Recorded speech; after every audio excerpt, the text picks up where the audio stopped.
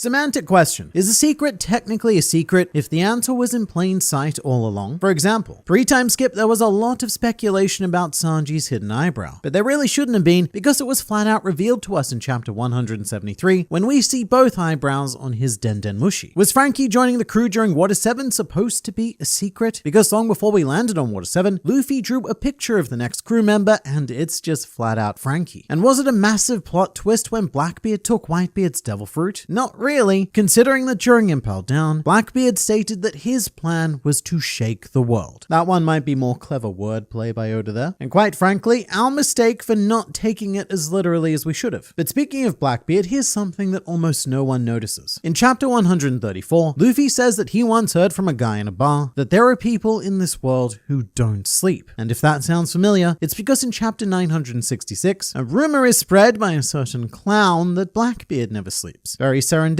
considering that Luffy said this during Drum Island, which was also the arc with our first mention of Blackbeard. I'm gonna be real with you. These are not secrets. They're more like cool pieces of foreshadowing. It's just Eiichiro Oda doing a bit of Sunday story gardening, planting narrative seeds that grow into strong, healthy conclusions. What I'm more interested in are the times when Oda brazenly blew his narrative load and no one noticed. Because the sheer audacity that this man has is unrivaled. For example, here's Sabo say hello to Sabo. You may remember him from such arcs as The Reverie, Dressrosa, and Luffy's post-war flashback, with Sabo's first official appearance in the series being chapter 583, Grey Terminal. And to many it was shocking that Luffy suddenly had a second brother, bringing the brother count to a grand total of 3. But for those who had been paying attention, this was a character that we'd been waiting to see for quite some time. In chapter 558, there's a short flashback of Ace and Luffy featuring a panel with 2 Sakazuki cups, which is of course redundant to say. Sakazuki means sake cups. So what you're saying with Sakazuki cups is sake cups. But even more wrong than the redundancy is the number. Because, and this is admittedly a lot more obvious in the colored version, but you can see the tip of a 3rd Sakazuki sake cup. And the One Piece fanbase is so insane that we picked up on this immediately. And this was Oda obviously confirming that there was a 3rd brother. But even then, this was not new information. Because in chapter 157, Ace arrives, the titular Ace takes a face snap in some local Alabastan cuisine, and we first see his iconic tattoo with the word Ace misspelt. And it was later revealed in One Piece Green Secret Pieces that the S is a tribute to Sabo, because that was his Jolly Roger, a big S with an even bigger cross. He could not have made Sabo more obvious, well, short of revealing Sabo's entire design during, say, East Blue, which he did in chapter 98, Dark Clouds. We have a tiny part of a tiny panel, but in the crowd you can see a figure with Sabo's exact design. A very prominent eye-grabbing figure as well, with a dark design in the center amongst a crowd of predominantly light figures, almost as if they purposely exist to frame his prominence. Oh, and he's also the only one wearing a hat, and considering we're outdoors, I would have expected more hats. But Sabo being in Logtown makes sense because Dragon was there, so other Revolutionary Army members could be there as well. But this is probably just a coincidence, yeah? A random design amongst tens of characters that feels maybe sort of similar. I mean, it's not like we see it again, right? Well, I'm afraid it is very much like that. This character appears again in chapter 99, but this time right below Luffy looking up. So he's made his way to the front of the crowd, which is a little thing we like to call character development. This mysterious top-hatted man noticed a clown about to murder a child and took great interest in the affair. And if Dragon hadn't intervened, you'd have to wonder if Sabo would have. Or if he would have just stood there and watched Luffy die, thus triggering the reversal of his amnesia. But if you're still not convinced, look, I have more things. When you look at the digitally colored release, in both instances the character matches Sabo's color scheme, although it is a bit inconsistent between 98 and 99. These digitally colored chapters first started being released in 2012, which is important because that was 2 years after Sabo's introduction in Luffy's flashback. So they may have intentionally given him this scheme knowing that it was Sabo. Although that is a huge assumption because Sabo himself did not reappear until 2013. But in a mind-blowing, brain-bending narrative sackwhack, it turns out that Oda not only introduced Sabo in chapter 98, but when you think about it, Sabo appeared before Ace did. But who remembers when the sun god Nika first appeared? Many would say that it was in chapter 1018, when, in between bouts of racist rhetoric towards Jinbei, Usu first brought up the apparently even more taboo topic topic of the sun god. Chapter 1018 was pretty old news though. I mean, it was newer news, but the news itself wasn't actually news. So it's more like olds, new olds. Because in chapter 300 during the Skypiea party, there is a key panel where Luffy is drawn in the sun god silhouette. And now that we have the images, that comparison is quite well known. But what a lot of people tend to forget is that the sun god was quite literally first mentioned in Skypiea as well. In chapter 287, we learn that the Shandians actually worship the sun god in addition to a series of others, being the rain, forest, and earth gods, which gives particular resonance to the panel in chapter 300 because we're seeing Luffy through Wiper's eyes, and what we're seeing is his sun god. So it's a very strong moment of religious catharsis for good old Wiper, even if his tribe didn't quite live up to the idea of the sun god, considering that they made human sacrifices in his honor, which is a very he did not laugh kind of action. Something that made me laugh though was realizing that Oda revealed the future 4 emperors way back in Jaya. And here they are. On the cover of volume 25, you can see our current set of 4 emperors and a goat, and also a miner in the background next to Shanks. But mostly we're focused on the emperors, a cover which was redone for volume 105, with each of our characters reprising their positions, having achieved emperorhood, although we did replace the goat with a rabbit. And you know something fun in retrospect? All 4 of the current emperors were present at Marineford, and it makes me so proud to see these 2 covers side by side, knowing how far they've all come, even Blackbeard. I find it very hard to root against him, because back here, he's just another unknown like Luffy, and it's really hard for me not to appreciate the underdog story, even again when it's Blackbeard. Meanwhile, in chapter 801, Sanji was given a very curious bounty that stated only alive, thus implying that Sanji is someone important, or at the very least being mistaken for someone important, and it turns out that it was the former, as he was a prince of the Germa Kingdom. Big plot twist there, ooh. But also not very woo, because it was given away well in advance. In chapter 222, Sanji says that he was born in North Blue, but this is curious because Luffy, Zoro, Nami, and Usopp were all East Blue natives, and it's clear that Sanji spent some time in North Blue beyond being a baby, because he recognized the Lion Nolan tale. But North Blue is known for one fairly common feature, and that is vast quantities of wealth. North Blue is the home of the ultra wealthy, or at least as wealthy as one can be if you're not a world noble. Bellamy, for example, is also from North Blue, and he left his life of luxury because he was bored. Trafalgar Law was also born in North Blue, in the wildly rich white city of Flavance, where everyone either grows up to be a doctor, or these days doesn't grow up at all, either due to amber lead poisoning or the world government purge. So no matter what, Sanji came from some money. The question was, how much? And the answer was quite a lot, which was hinted at even earlier in chapter 220, when Zoro, Sanji, and Luffy dive down to the wreckage of the ship that fell from Skypiea. Here, Sanji finds an old photo of a fairly well-off looking woman, and he lingers on it dramatically, because it reminds him of his mother Sora. But often neglected is that Zoro also has a bit of character development here. Zoro has a rather emotional moment where he finds a broken sword and lingers on it with a sorrowful gaze of times gone by. It's such a good Zoro-Sanji contrast. Sanji's moment sounding more like, "Oh, mother dearest, you were taken from this world far too early," whereas Zoro's is more like, "Oh, sword, your cutting days cut short by the compromised structural integrity resulting from the inevitable formation of iron oxide upon your exterior, and also your interior." I suppose it's all the same now. Both, and yet neither. Now float free to the great armory in the sky. But just in case it wasn't obvious enough, Oda gave the Sanji game away even earlier than this. In chapter 174, when Sanji adopts the alias of Mr. Prince, which is a fascinating use of the concept of an alias, the idea of concealing who you are by using your true identity. But that's the thing, right? There are so many instances in One Piece of characters telling the truth, often blatantly spoiling future plot points. But us as readers, and also characters in world, just not believing them at the time. For example, in chapter 820, Momonosuke outright stated that he had met the former pirate king Goldie Roger. And mate, this was such a ballsy maneuver. The only person paying any real attention at the time is Usopp. Robin is distracted by Luffy and Nami, and Usopp's immediate reaction is of course to project and accuse Momonosuke of lying. Looking back on it, Kinemon and Nekomamushi say nothing, because they were still keeping their time travel secret, which really did not help Momo's case. But as it turns out, he was telling the truth, and stuff like this is the reason why these days, every word a character says is hyperanalyzed, because nobody wants to miss the next big time traveling plot twist. And at the time, no one had any idea, which we can see by looking back at old Reddit posts from this era. Why did Momonosuke say that he have met Roger? He around 8 and Goldie Roger died 20 plus years ago. So what is Oda trying to pull? Either he lied to look cool, or he is older than he looks. I don't know which I would prefer, only that Oda will go with a third option, which was very correct actually, he was neither. either, and we did go with the third option. But this led to a lot of theories that were maybe sort of on the right track, but in the very wrong direction. One is that Jewelry Bonnie had made Momonosuke a child with her devil fruit abilities, although the prevailing thought at the time was that Momonosuke had actually met Ace and he was mistaking Ace for Roger. Ace was confirmed to have been in Wano and is the son of the Pirate King. It's probably the only thing that would make sense in terms of Momo meeting Roger without some time travel fuckery. But as it turns out, it was indeed the fuckery. And more of that would ensue when Kanjuro was eventually revealed to be the mysterious Kozuki traitor. But this one didn't take us quite as off guard as the time travel, because Oda was not subtle about Kanjuro. He was not subtle at all. From his introduction in chapter 754, we already knew that much like the cabbage he was holding, Kanjuro isn't quite what he seems. Too many people focus on the cabbage rather than the hand that was holding the cabbage. Kanjuro was holding the cabbage in his right hand, as well as every other object he would go on to arm himself with. However, whenever he made art, it was created exclusively with his left hand, as if handicapping himself, resulting in lovely creations such as the bird drawing. But even the bird gives the entire game away, because in chapter 920, we have a flashback of the vassals being sent forward in time, where we see two of Kanjuro's Dressrosa birds just flapping about in the background on their way to deliver messages to Orochi. The only difference is that these birds are drawn much more better, because as it turns out, when Kanjuro uses his right hand, his dominant hand, his images are the height of realism. So he was deliberately drawing terrible images to hinder the Kozuki clan. In addition to doing all sorts of weird stuff like covering Kinemon's eyes during Zoro, like what was that about is what I said at the time, and now I know what it's about. It's about shenaniganry. Or trying to convince Usopp that firing a drawing at Sugar probably wasn't going to work. And to be fair, at the time that did sound like a reasonable criticism. But on Dressrosa, Kanjuro wanted Doflamingo to win, and he was really only putting in the bare minimum to not be called out as a traitor. At no point did Oda actually put in any effort to mask Kanjuro's intentions. It's just that we went along with it because it's One Piece and we're used to weird, wacky characters that hinder themselves. So Kanjuro was so suspicious that we could not possibly suspect him. But did you know that Oda blatantly dropped a colossal spoiler as early as chapter 13? Because these days we know that Luffy has the voice of all things. In chapter 821, he could hear Zunesha. In 684, the Sea Kings confirmed that Luffy had heard them. But if we go all the way back, way back to chapter 13, Luffy has a conversation with a literal dog, because Luffy spoke with and understood Choo Choo. And it's never really been brought up because Luffy likely assumes that everyone can do it, which his crew does reinforce, as both Chopper and Jinbei can speak to sectors of the animal kingdom as well. But there it is, quite possibly the most important ability in the entire series, spelled out for us as early as chapter 13. And it really makes you wonder what else is currently hidden in plain sight. Back on Jaya, Luffy and Zoro very quickly picked up that Blackbeard wasn't alone. It's not just one guy, Luffy said. I think there's more than one, Zoro said, essentially saying the same thing, and potentially referring to the rest of Teacher's crew on the island, but also potentially referring to the mystery of Teacher's body itself. And going all the way back to where this video started in chapter 134, there's one more curious thing Luffy says about people who never sleep. He says it's because if they sleep, they'll die, which could very well be alluding to the ultimate fate of Blackbeard, to simply fall asleep and end his time on this planet. And for another potentially blatant spoiler, there's Logtown, the town of beginnings and endings. It's where we started our journey, and it's very possible that Logtown is where it's going to end. That theory is an incredibly wild ride, and it may very well spoil One Piece, all of which you can find in this video.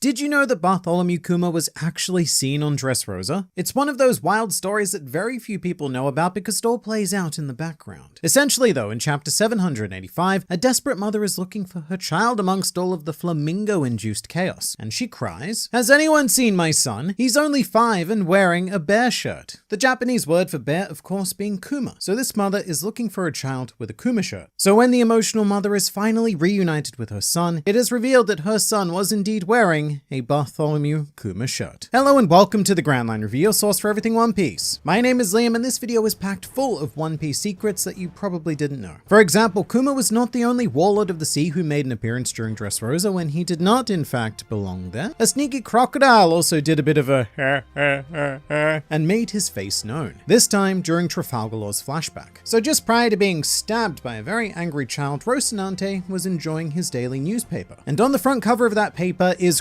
crocodile's face. And according to Eiichiro Oda, he was already a warlord at the time, and this article was reporting on an act of heroism, because at the time Crocodile was hunting down pirates to gain global trust, specifically that of the Alabaster Kingdom. Now, are you ready for one of the massive, not so secret secrets in the series? And look, I'm gonna be honest, I don't care if you're ready or not. Because Shanks is the father of Makino's baby, and Oda has actually directly posed this question in an SBS, because we as readers seem to have this rather intense desire to know whose semen fertilized whose egg. And Oda responded with, probably that man, which very much limits our baby-making candidates to two. The eligible bachelors in Makino's life essentially boil down to Shanks and Whoopslap. Everyone else is either too young or simply too irrelevant. So film read Shanks' daughter be damned, because this child here is the true spawn of Shanks. For something a little more covert though, did you know that there is actually an entirely secret race in the One Piece world? And it consists of individuals with very long, very thick heads. Just as we have long arm, long leg, and snake neck humans, we also have a very, very sneaky group of long heads. The one that we've seen the most being Fukurokuju on Wano. But a member with a bit more name recognition is actually Dr. Vegapunk himself, who sports a very aubergine-esque silhouette. And then of course there's Strawberry. A lot of people have this tendency to think that Strawberry's tall, slender head is something of a fashion statement, a false head, if you will, for some reason. I don't know why you would do that, but people do weirder things in One Piece, so whatever. But in reality, it's just one old big noggin thing. But speaking of this Vice Admiral, if there's one group that has a whole host of secrets, it is indeed the Marines. And here's something that I guarantee 99.9% of you did not know. The Marines have some very specific rituals. In particular, every Friday they consume a dish known as Marine curry. And this takes inspiration from a real-world practice where Marines eat the same thing every Friday so that they can keep track of the week. And Marines in One Piece eat a very standardized seafood curry every Friday, although in a certain Shells town, a certain Rika makes a variant of this curry, a special sweet and mild curry that is exceptionally popular. And this goes all the way to the top, because even the admirals are notorious curry-consuming fiends. And whilst they're still mostly shrouded in a thick serving of mystery fog, we do have quite a bit of insight into their backgrounds. Specifically that each of our original 3 admirals all came from very, very humble beginnings. Each of them seemed to have come from a poverty-stricken situation, wearing tattered clothes, and in Kuzan's case, it is implied that he was both homeless and an alcoholic before he was even tall enough to ride a big boy roller coaster. And I think that's quite interesting because a lot of Marines seem to come from fairly wealthy backgrounds, but the ones who end up really climbing the ranks tend to be the ones with the most tragic backstories. But now, penguins. Because in the post-time skip era, Kuzan has adopted a penguin named Camel, which I think is notable because camels are not penguins. But Camel is a very special penguin though, and is actually a member of a species known as the super penguin. And whilst Camel can both swim and cook, he tends to be every bit as lazy as his master. And quite frankly, it's a miracle that they get anything at all done together. Also, the name doesn't come from Camel the animal.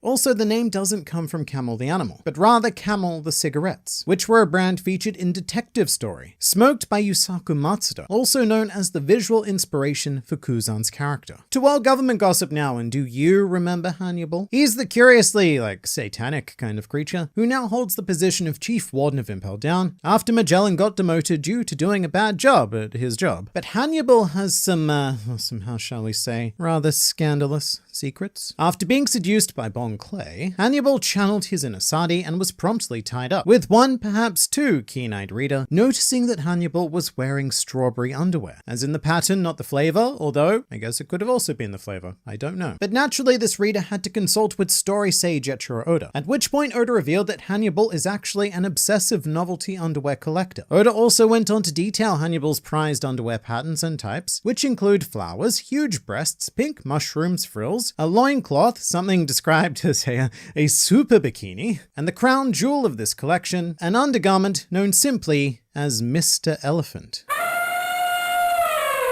But the world government has no shortage of scandals. And in fact, before the Straw Hats invaded Enies Lobby, CP9 member Jabra was the talk of the island, due to having recently been dumped by a waitress named Gatherin, a completely miscellaneous character that frankly we know entirely too much about, including the fact that she only cares about men for their looks, and that Gatherin dumped Jabra because she heard that Rob Lucci was returning to Enies Lobby and was hoping for a bit of crazy carnivorous cat intercourse. It gets weirder though, like so much weirder. And I guess apparently not a lot happens on Any Slobby because this was being talked about by everyone. And when I say everyone, I also mean everything. So much so that when we are introduced to the dog unit, there are two curious canines over here, not at all focused on the job it is that they should be doing. Luckily for us, Echiro Oda eavesdropped and translated what these puppers were saying. And it goes a little something like this. So, Left Dog says, I heard Jabra from CP9 got dumped by Gathrin. To which Right Dog replies, really? Lol? And that is 100% canine canon. I know, it sounds like something dumb that I would have just made up because that's what I do, but sometimes that's just One Piece. And recently a fascinating decision from the world government was revealed in regards to bounties. Certain documents arose, by which I mean a chapter came out, that placed Kaido's bounty at 70 million berries when he was a mere 13 years old. Which I love because it means that in equal stages of their life, Nico Robin once had a higher bounty than Kaido. When both of them were 13, Kaido had a 70 million berry bounty, and Robin trumped that with the much more bigger 79 million. Although to be fair, Big Mom absolutely trounced both of them and had a bounty of 500 million berries well before she was even 13. Still, it makes me respect Robin's threat a hell of a lot more in retrospect. Robin being quite literally the only Straw Hat who was not planned to be a crew member from the very beginning of the series. Which is wild because even the notoriously late Jinbei had a guaranteed spot on the crew from day one. And originally it looks like Robin was going to be replaced by this little floating dude guy with a net.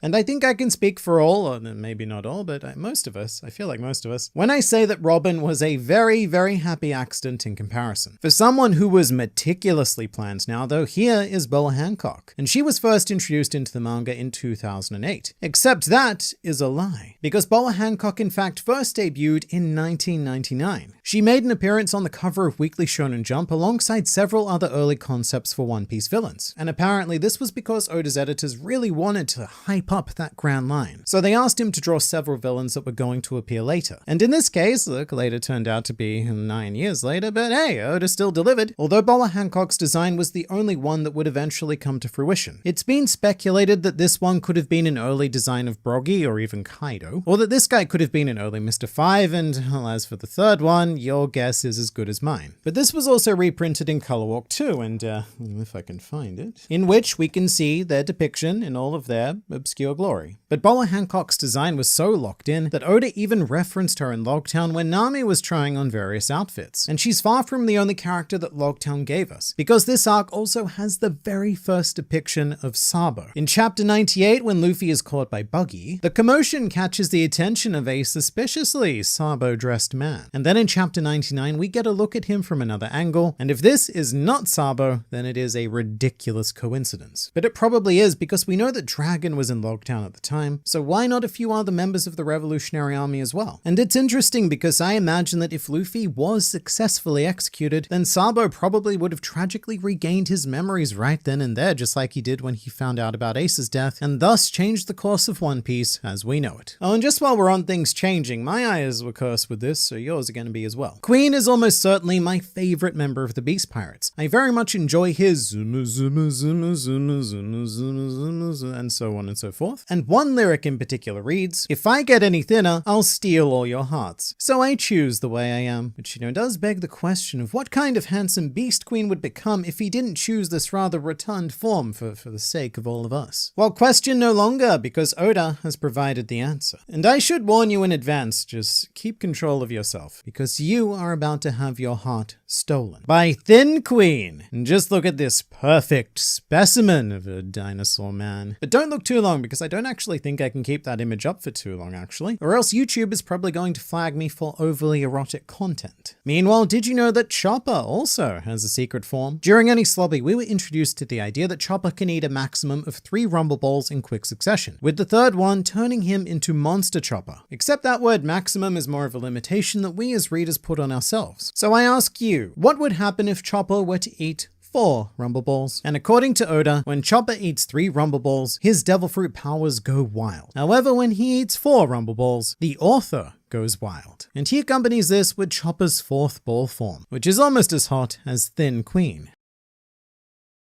Why are you watching this? I warned you. So here's a taste of what you're gonna get in this video. In this video, we will reveal 4 hidden characters, answer 3 penis questions, detail 2 Eiichiro Oda love letters, as well as finally discover the speed limit of the Okama Way, discover how Oda's obsession with one pop star changed the entire course of One Piece, and reveal Whitebeard's intimate fixation on a certain item. By which I mean something I can't say in the first 2 minutes of a video or it'll get demonetized. But this is all canon. There is something about Whitebeard that you probably didn't even notice, but once you do, you cannot unsee it. And like everything else in this video, it was confirmed as canon by the author himself. So as most seasoned fictional pirate enjoyers will know, Eiichiro Oda tells the story of One Piece through 2 mediums. One is the manga, and the other is the companion pieces to the manga, specifically the SBS question segments. In fact, I often complain that Oda tells far too much of the story in these companion pieces. But something you will have never heard about in any other video is the sheer amount of useless information that Oda dumps into these glorified story toilets. Whether you like it or not, you're gonna learn something today. And I promise that this knowledge will do nothing except take up valuable mental real estate that you could have used to house something useful. So this is your fault, and let's begin. In the SBS of Volume 19, Eiichiro Oda is posed a very serious question. Oda-sensei, I found something rather surprising about the delivery man on pages 117 to 118 of Volume 18. It says hard-boiled on his t-shirt, but on page 69, those are the same people, right? And his t-shirt says full-boiled. What's up with him? Tell me! Very well, I shall tell you. This guy's name is Mr. Mello, and he has a surprisingly detailed backstory. He was one of the Baroque Works billions who killed Mr. 11 after he was captured by Smoker. But Mr. Mello has a character arc to go on here which all started 4 years ago. He and his fellow billions were carting dance powder in Nanohana. The cart broke and then they ran like the assorted cowards they are. But very importantly, if you zoom in on his shirt, the kanji says half-boiled. Meanwhile, when he makes his reappearance 4 years later, it says full-boiled, or fledged in the Viz translation, and this is what is known as character development. Mr. Mello then makes the mistake of trying to capture Ace, and he destroys all of them with a fire fist, thus I suppose making him boiled over and completing his 4-year character arc. Congratulations, you now know Mr. Mello's full story arc. But as a result of knowing this, you've probably forgotten how to cook. But if not for these segments, we would never know about hidden gems like Mr. Mello, nor would we get to ask Oda questions such as, on Clahado's clothing, there's a symbol that looks like poop. Does it stand for poop, or does it have some other meaning? To which Oda just replied, it's poop. And along the same lines, what happened to the key Choo Choo swallowed in Volume 2? And what the reader is referring to here is Chapter 12, where Choo Choo swallows the key to Luffy's cage, assumedly as an act of retribution because Luffy poked him in the eyes. And just in case you've ever wondered what became of that key, well, it came out, shiny and brown. Of course, Oda isn't always accommodating when it comes to weird questions. In Volume 7, a reader asked, does Shanks like me? And Oda said, I don't care. And on that note, it's time for penis question number 1. Oda-sensei, since Luffy is a Gomu human, does that mean his penis can stretch too? I don't know why penis is in quotation marks, actually. But the answer is that yes, it can. I couldn't help but notice something. On page 137 of Volume 15, the woman appears to have spring onions in her basket. 3 of them. But the same lady later appears on page 162. Is it me, or does she have a bunch more of them? If she's got so many, does it mean they're having roasted onions for dinner or onion stew? Just tell me what she was going to cook. So a truly fascinating discovery here. Drum Island, typically thought of as Chopper's arc, actually has a spring onion or shallot depending on your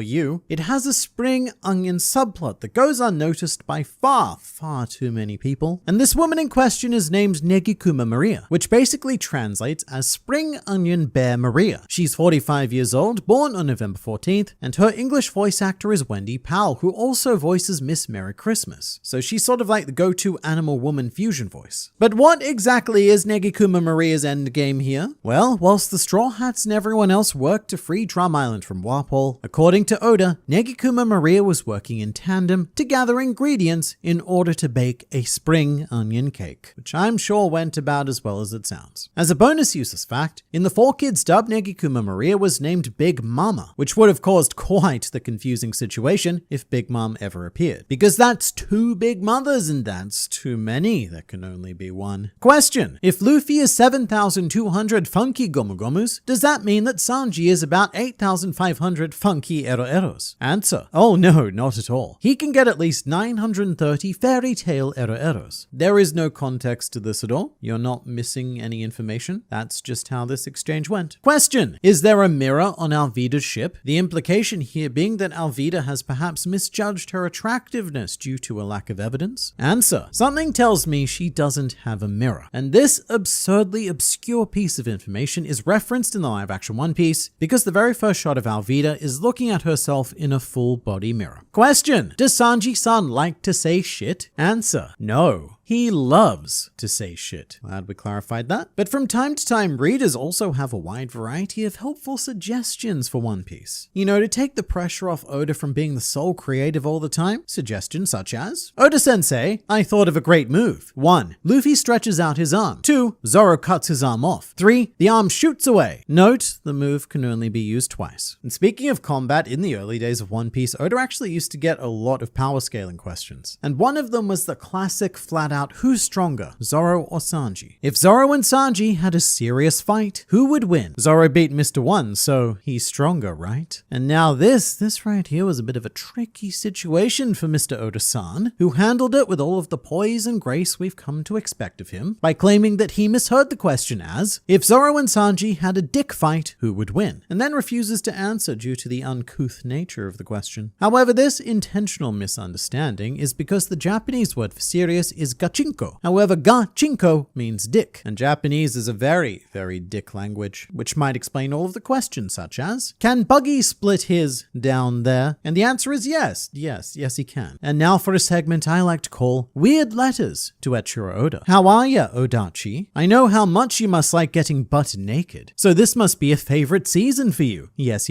I just love getting completely naked. In the summertime, after I take a bath, I just run straight outside. And when the girls' softball team running, this is such a weird letter. And when the girls' softball team running on the sidewalk looks over at me, they say, yep, it's really summer now. Heartwarming. That is a genuine letter that a fan sent Oda, and Oda proceeded to publish in volume 25 of the second highest selling comic book in human history. Good stuff. These letters often do get a bit weirdly personal though. I have a secret question to discuss with you, Master Oda. Brackets, this is a normal letter. Closed brackets. That's good to know. Please times 10 tell me your home address. I hope this finds you in good health.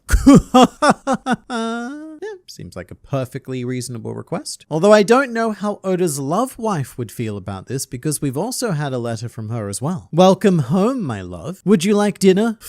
Or take a bath?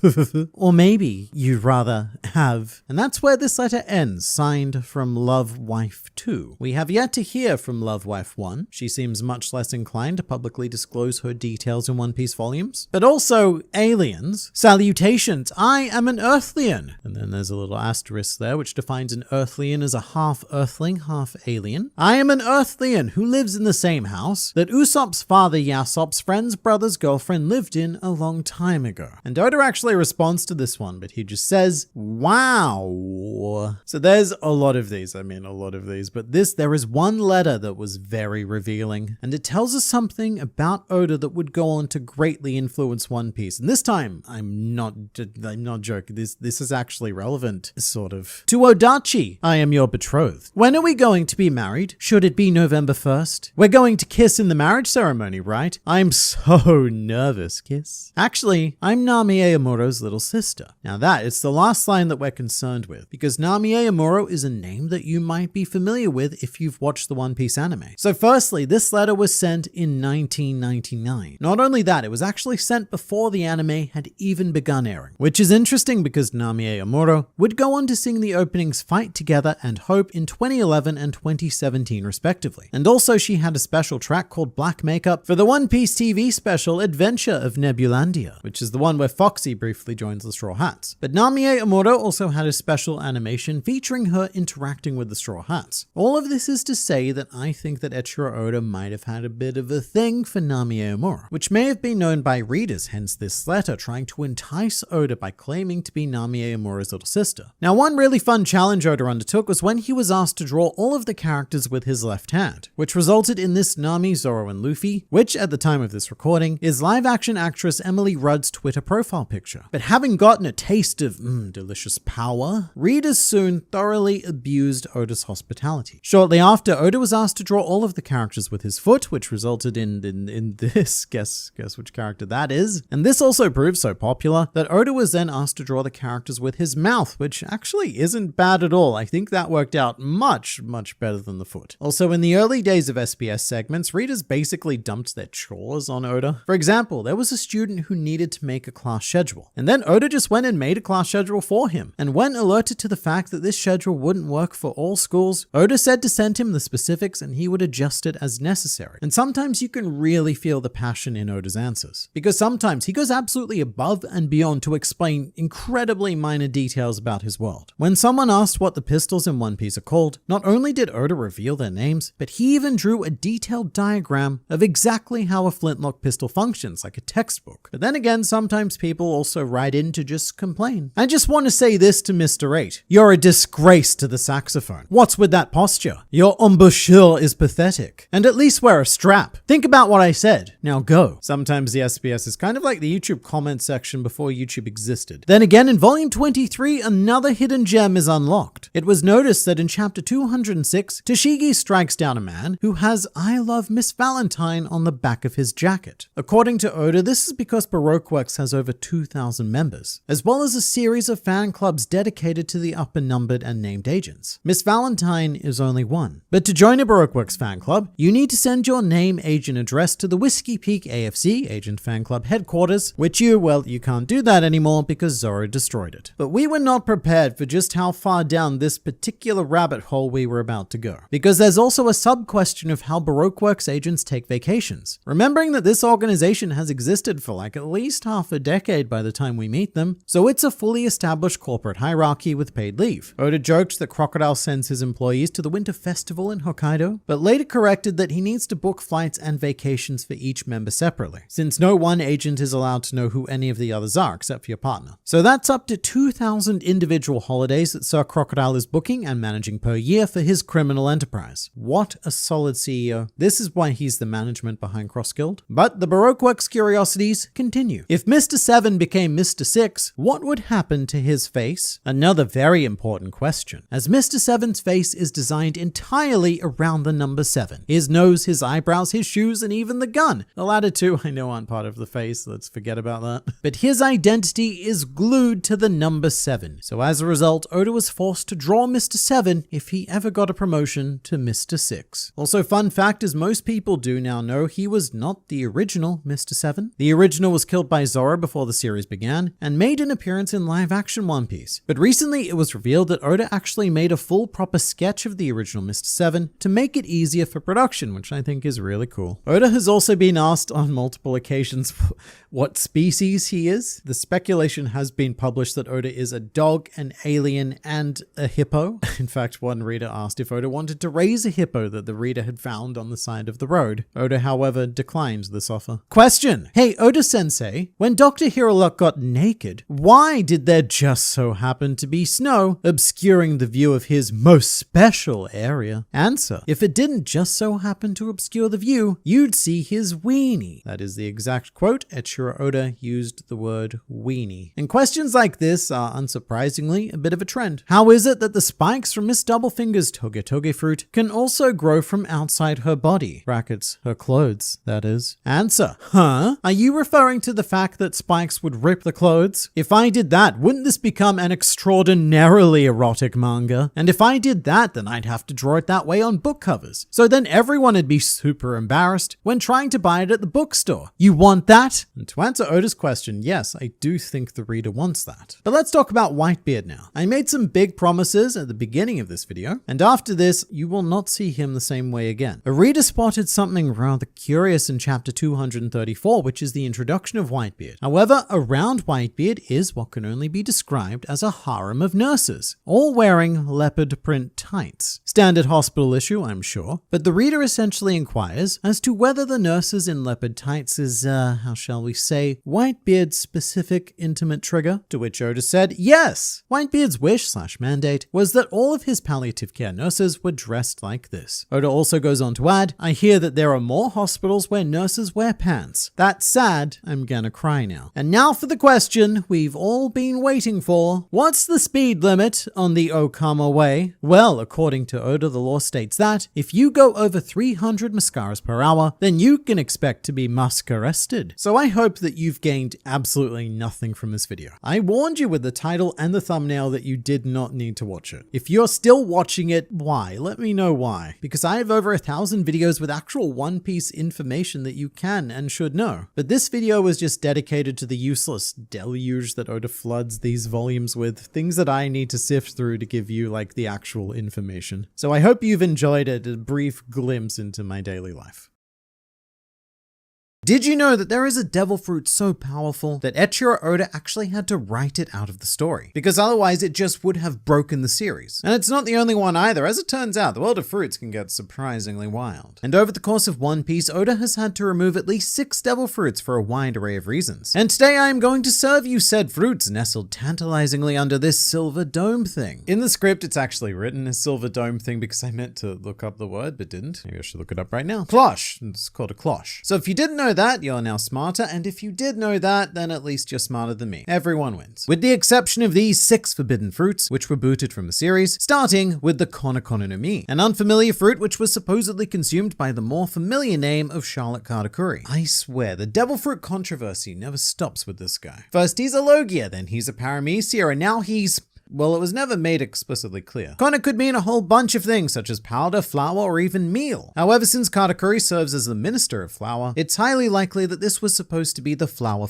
fruit, which I imagine would have had to have been a Logia because that was the original intention of Katakuri. But also the nature of flour makes it very, very difficult to wield as any sort of solid bodily substance. Logically speaking, and yes, I am aware that I'm using the word logically to describe a 48-year-old man made out of flour, but logically speaking, Katakuri would likely need some sort of external assistance to make the most of the flower fruit, like a stash of eggs in order to bind the flower, or maybe even the infinite egg himself, Baron Tamago. They would have made for a phenomenal duo. Every time Katakuri needs to engage in fight battling, he simply cracks a Tamago, douses himself in the weird viscousy goo, and then proceeds to annihilate his opponents with pure flower power. However, there are situations where Katakuri using the flower fruit alone would simply hard counter another. Unfortunately, those situations are primarily non-canon, and mostly confined to the main villain of One Piece Dead End Adventure, Gaspard, who had a Logia-type devil fruit that allowed him to become candy syrup. And in the end, Luffy was only able to beat Gaspard because Sanji did the cooking maths. Syrup plus flour equals solid. Therefore, Goofy Captain punches Ugly Marine in his well-rounded pig face. Here's the big question though. Why did Oda get rid of the flower fruit in favor of a mochi fruit? And I believe the answer is simply to make Katakuri's abilities more similar to Luffy's. Looking back on Whole Cake Island in retrospect, Oda did not have this brilliant mirror match in the mirror world in mind from the beginning. But as time went on, the idea took shape and Oda changed his character accordingly. To be completely honest with you, I am not even sure that Katakuri was meant to be the secondary antagonist. And my evidence for this is Katakuri's original design. Yes, this is Charlotte Katakuri, user of the flower fruit, and he's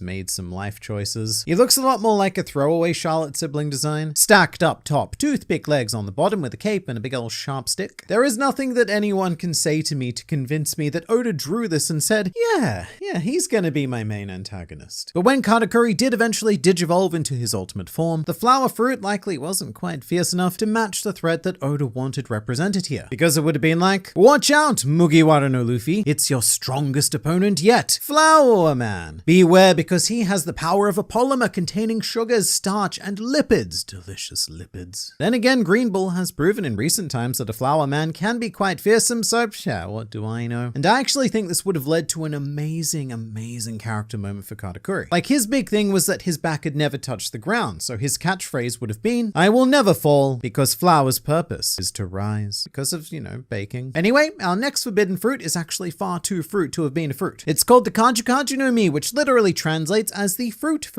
I mention this one a lot simply because I love the name. But this was Charlotte Smoothie's original devil fruit, and it's tricky to figure out what, if anything, this fruit was actually meant to do. I mean, I assumed that it was supposed to be a paramecia. Although if it was a Logia, I do greatly enjoy the thought of punching someone and just having them explode into lingonberries. And as much as Pokemon would have you believe otherwise, fruit are not animals, and so this probably wasn't a Zoan either. We do have an established paramecia subclass for this sort of thing. Characters like Baby 5 and Scratch Menapoo both possess devil fruits that allow them to morph their bodies into a particular category of objects, and I guess a similar thing could have happened with the fruit. Smoothie's legs become lemons, arms become apricots, and her melons turn into, well, literal melons. There is another option though, because the fruit may also be a generation-style paramecia, a similar power to which was displayed by Charlotte Cracker, who could conjure and manipulate various types of delicious biscuit. So Smoothie could create all sorts of, I don't know, like fruit soldiers maybe? I mean, yeah, why not? That wouldn't be out of place for Whole Cake Island at all. But as for why her powers were changed, I'd say it might be because they were a bit too close to Cracker's abilities and potentially even Katakuri's. Plus, it does suit her name a lot better. It's almost as if Oda took a sub-function of the original fruit, because Smoothie would have had the power to, for want of a better term, juice herself. And Oda hyper-focused in on that and thought, hey, what if we could juice everything? I think it makes Smoothie significantly more sinister than she would have been with the fruit, because watching her squeeze that woman and that giraffe is genuinely one of the most horrifying experiences that I have ever had in One Piece. It made me feel legitimately bad for the woman who stabbed 100 men. And don't even get me started on how bad it made me feel for the giraffe. We never even found out how many men it stabbed. It really makes you think about priorities though. The idea that Big Mom purposely sought out all of these food-based devil fruit abilities and cursed her kids with them just to make sure that she gets fed on time. Meanwhile, you have someone like Kaido whose entire life philosophy was, I like animals. Strong animals, but perhaps too strong though. Because Kaido's crew had not one, but two devil fruits removed from the series. The first of which is the original concept for Black Maria, who was supposed to be the user of a mighty Stegosaurus, ancient Zoan fruit. Stegosaurus, by the way, was my favorite childhood dinosaur because I really liked the spiky things on its back. The reason for the change here is probably obvious though, as Stegosaurus, whilst pretty undeniably cool, does risk being more of the same when it comes to the Tobiropo, who already had a Triceratops, a Pachycephalosaurus, and a meek early 20s Spinosaurus. Being realistic here, it also probably would have been quite a challenge for Oda to keep Black Maria as his alluring femme fatale whilst also being a Chonkosaur. And this process took quite a bit of time to settle, because Black Maria went through a second devil fruit development where she was given the Obi Obi no Mi, meaning sash fruit, which was a paramecia that probably functioned as a generator like Galdino and his wax, or as a body manipulation fruit very similar to Diamante's flag fruit. In fact, it probably would have been far too similar to the flag fruit. But the bigger problem here is that it was a paramecia, and that doesn't quite mesh with Kaido's whole brand. So we have a problem to solve. The Stegosaurus, yes, it's on brand, but it's not sexy enough. Meanwhile, the sash fruit, that's plenty sexy, but not on brand. Not on brand at all. So we need a middle ground. And with that in mind, we've decided to settle on drug-taking Spider-Woman. Black Maria's real devil fruit is tricky enough to understand for a casual reader as it is. In fact, most people probably don't remember its name, and if they do, they almost certainly can't pronounce it. Now, just to prove my point, Black Maria is the user of the Kuma Kuma no Mi model Rosamigale Gravo Jelly. I'm really glad this change was made though, and one of the really cool things about this fruit is that the spider in question is actually the oldest animal that any Zoan fruit is based on. But a spider is not a crab. Inazuma almost was though. Originally, he was given a crab Zoan, which to me looks so damn cool, and I'm quite sad that we never got to see this boss crab. This feels like a Smoothie scenario. One where Oda had grand crab ideas with like powers to cut things, because for some reason all fictional crabs can do that for some reason, cutting with the claws that don't cut. So Oda, as he often does, decided to simplify and streamline the needs of the story, keeping the cutting ability, but cutting all of the extended crabby stuff. It's still a shame though, because he would fit right in with the animal theming of the Revolutionary Army. I mean, they already have a dragon, a koala, a crow, and even this delightful fellow named Bunny Joe. Now obviously, a crab is not the most powerful devil fruit that Oda had to cut, but before we get to the big reveal, let's go in the other direction. On the island of women, Luffy's first encounter was going to be with a domestic house cat, because Marguerite's original concept was to be a black cat Zoan user, which does look quite cool and catwoman-y, but this is one of those situations where Oda's imagination got ahead of his storytelling. Marguerite being a devil fruit user would have created a big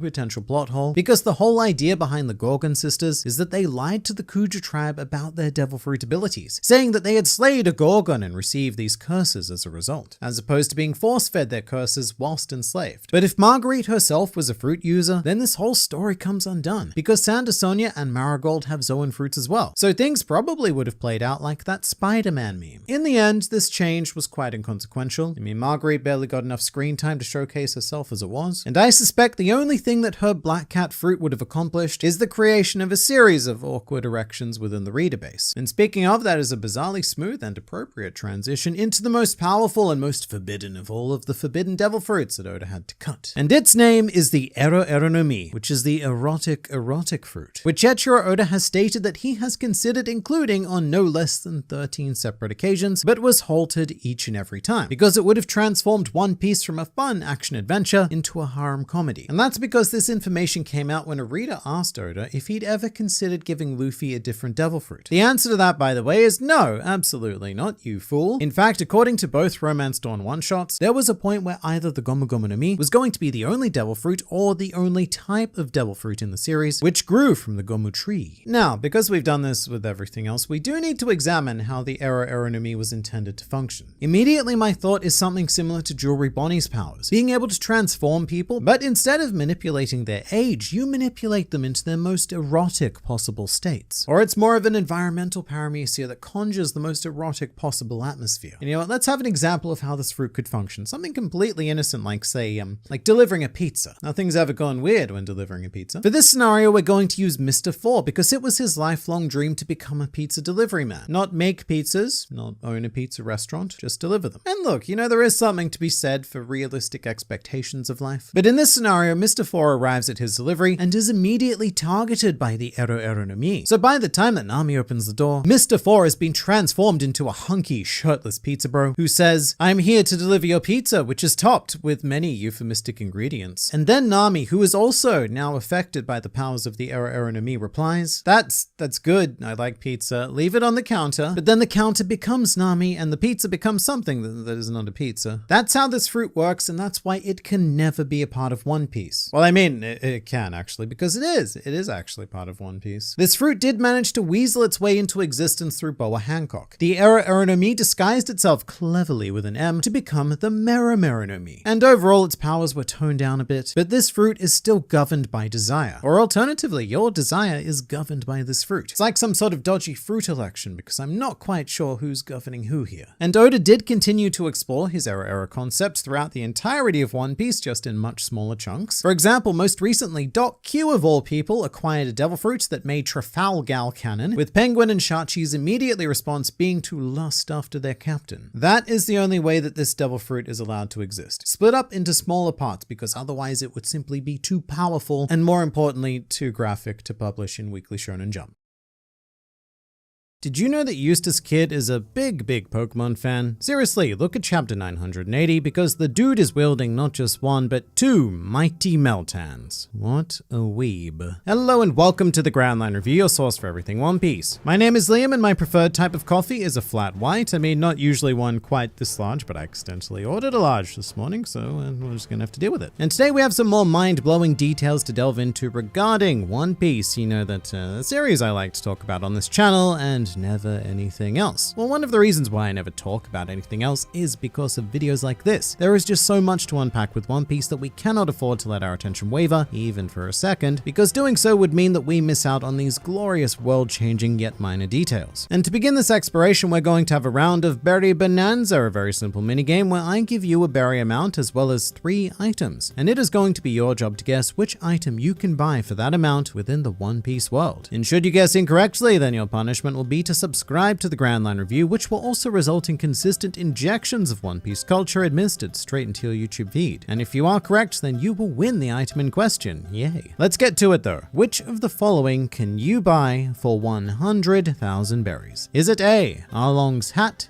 B, the Sandai Kitetsu, or C, exactly 700 cabbages? Which will it be? A, B, C, or, well, actually no, just those 3. So please do make your choice now, and we shall reveal the answer in 3, 2, 1, and bam, it is A, Arlong's hat. The Sandai Kitetsu is valued at 1 million berries, and 700 cabbages would cost you 105,000 berries, given their going rate of 105 berries each. So if you guess the sword or the cabbages, then you know the thing to do, and please do say hi in the comments down below if you are a new member of the Grand Fleet. Welcome. Oh, and just in case you were wondering, yeah, yes, for reasons, we do canonically know how much Arlong's hat cost him because it was revealed in One Piece 10th Treasures, which FYI 100,000 berries would be around $1,000 US, so say what you want about Arlong, but he clearly stays on top of the world of high fashion, by which I mean crap fashion. Don't buy this hat. Transitioning very smoothly now, one of the things I love most about One Piece is how rich the world is when it comes to business and economics. 2 words. I was going to do 3 there. 2 words which I insist are much more fun than they sound. Most people read or watch One Piece for action, comedy, drama, adventure, stuff like that. But when you do take the time to look deeper, there is a very functional world at play here with its own powerhouse economic empires. A great known example would be Papug's clothing line, Criminal. In the series, we actually got to visit a criminal store, and we've seen that logo on all sorts of clothing post-time skip. However, a little known detail is Papug's major fashion rival brand is known as Dosukoi Panda, and if you look very carefully every now and then, you will find a character wearing clothing branded with this sort of hefty stomach hunched over panda. And this, dear viewers, is a sign of pure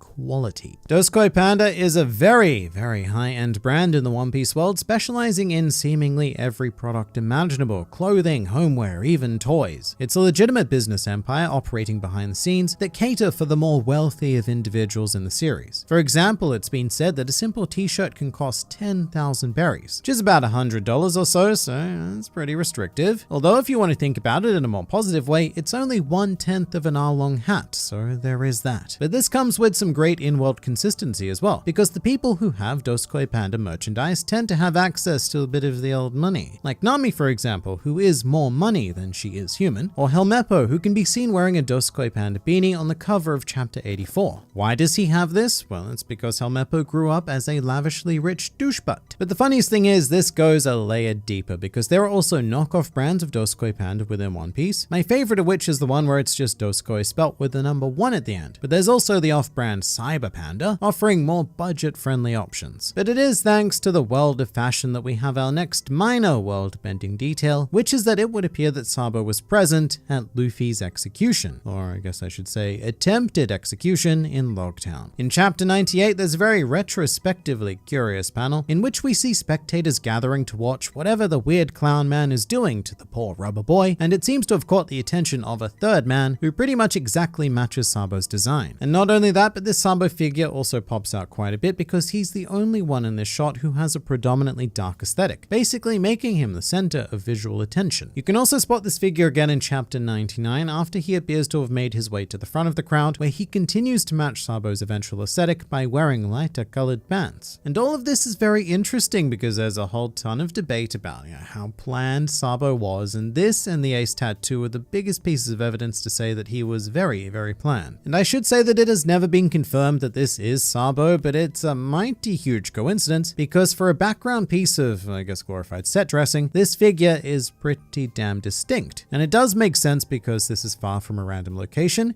Dragon was also in Logtown at this exact time, so it's an entirely reasonable thought that Sabo just sort of tagged along. The thing that does get to me though is that this would mean that Sabo saw Luffy. He saw Luffy about to be executed, and that was not enough to reverse his narrative amnesia, whereas the news of Ace's eventual death was. So it makes me wonder, if Buggy had been successful here, would this have been Sabo's moment of reversal if this is indeed him, which I should stress, it may not be. It might also be a case of reverse engineering the situation, and what I mean by that is, a lot of people will claim that Sabo was planned because of Ace's tattoo with the whole S being crossed out thing. Whereas I think it's equally as likely that Oda chose the name Sabo because he looked back on Ace, saw this random element he made and went, you know what, starting his name with S would work out really, really well with this other thing that I have already established. A sort of happy narrative accident that happens when you're writing. And to stretch that further, that could be what happened with Logtown as well. Oda looked back on this bizarrely standout figure and went, aha, I can do something fun with this. Whatever the case ends up being, these are still some pretty wild panels in retrospect. Sticking with Logtown for a bit, one thing that does show Oda's potentially extreme foresight is watching Nami play dress-ups, because while shopping she essentially ends up cosplaying as both Nico Robin in in her alabaster gear, as well as this sort of budget version of what would eventually become a Boa Hancock. Now with this, I am far more inclined to believe that Oda was making a sneaky reference here, because Robin would be introduced shortly after, and Boa Hancock's character has been pretty much bland since like forever. In fact, we can even see one of her original designs from behind in One Piece Color Walk 2, a book that was released in 2003, about 5 years before Hancock was actually introduced in the series. So Oda had her in his back pocket for an awfully long time, and this Nami reference may actually suggest that he was planning on introducing Hancock far earlier in the series, before, you know, all the stuff happened, like the crocodiles, the sky gods, foxes, assassins, zombies, so much stuff. There really wasn't much room for a Snake Empress before all of that mess got dealt with. But it's not just future One Piece characters that Oda slots in here and there, because he's also been known to produce his own versions of famed manga characters from other series. And here we're going to talk specifically about Naruto. Eiichiro Oda and Masashi Kishimoto became quite good friends as well as rivals back in the day, and as a result, every now and then you will come across a Naruto reference in One Piece or vice versa. One of the funniest examples would be during Marineford, where Oda drew his own versions of Kisame and Jiraiya in chapter 577, although you can see their resemblance far more clearly in the anime adaptation. And good old second-hand Kisame and Jiraiya were members of the Whitebeard Pirates. In fact, the Kisame, whose actual name in One Piece is Namo, is actually a division commander, so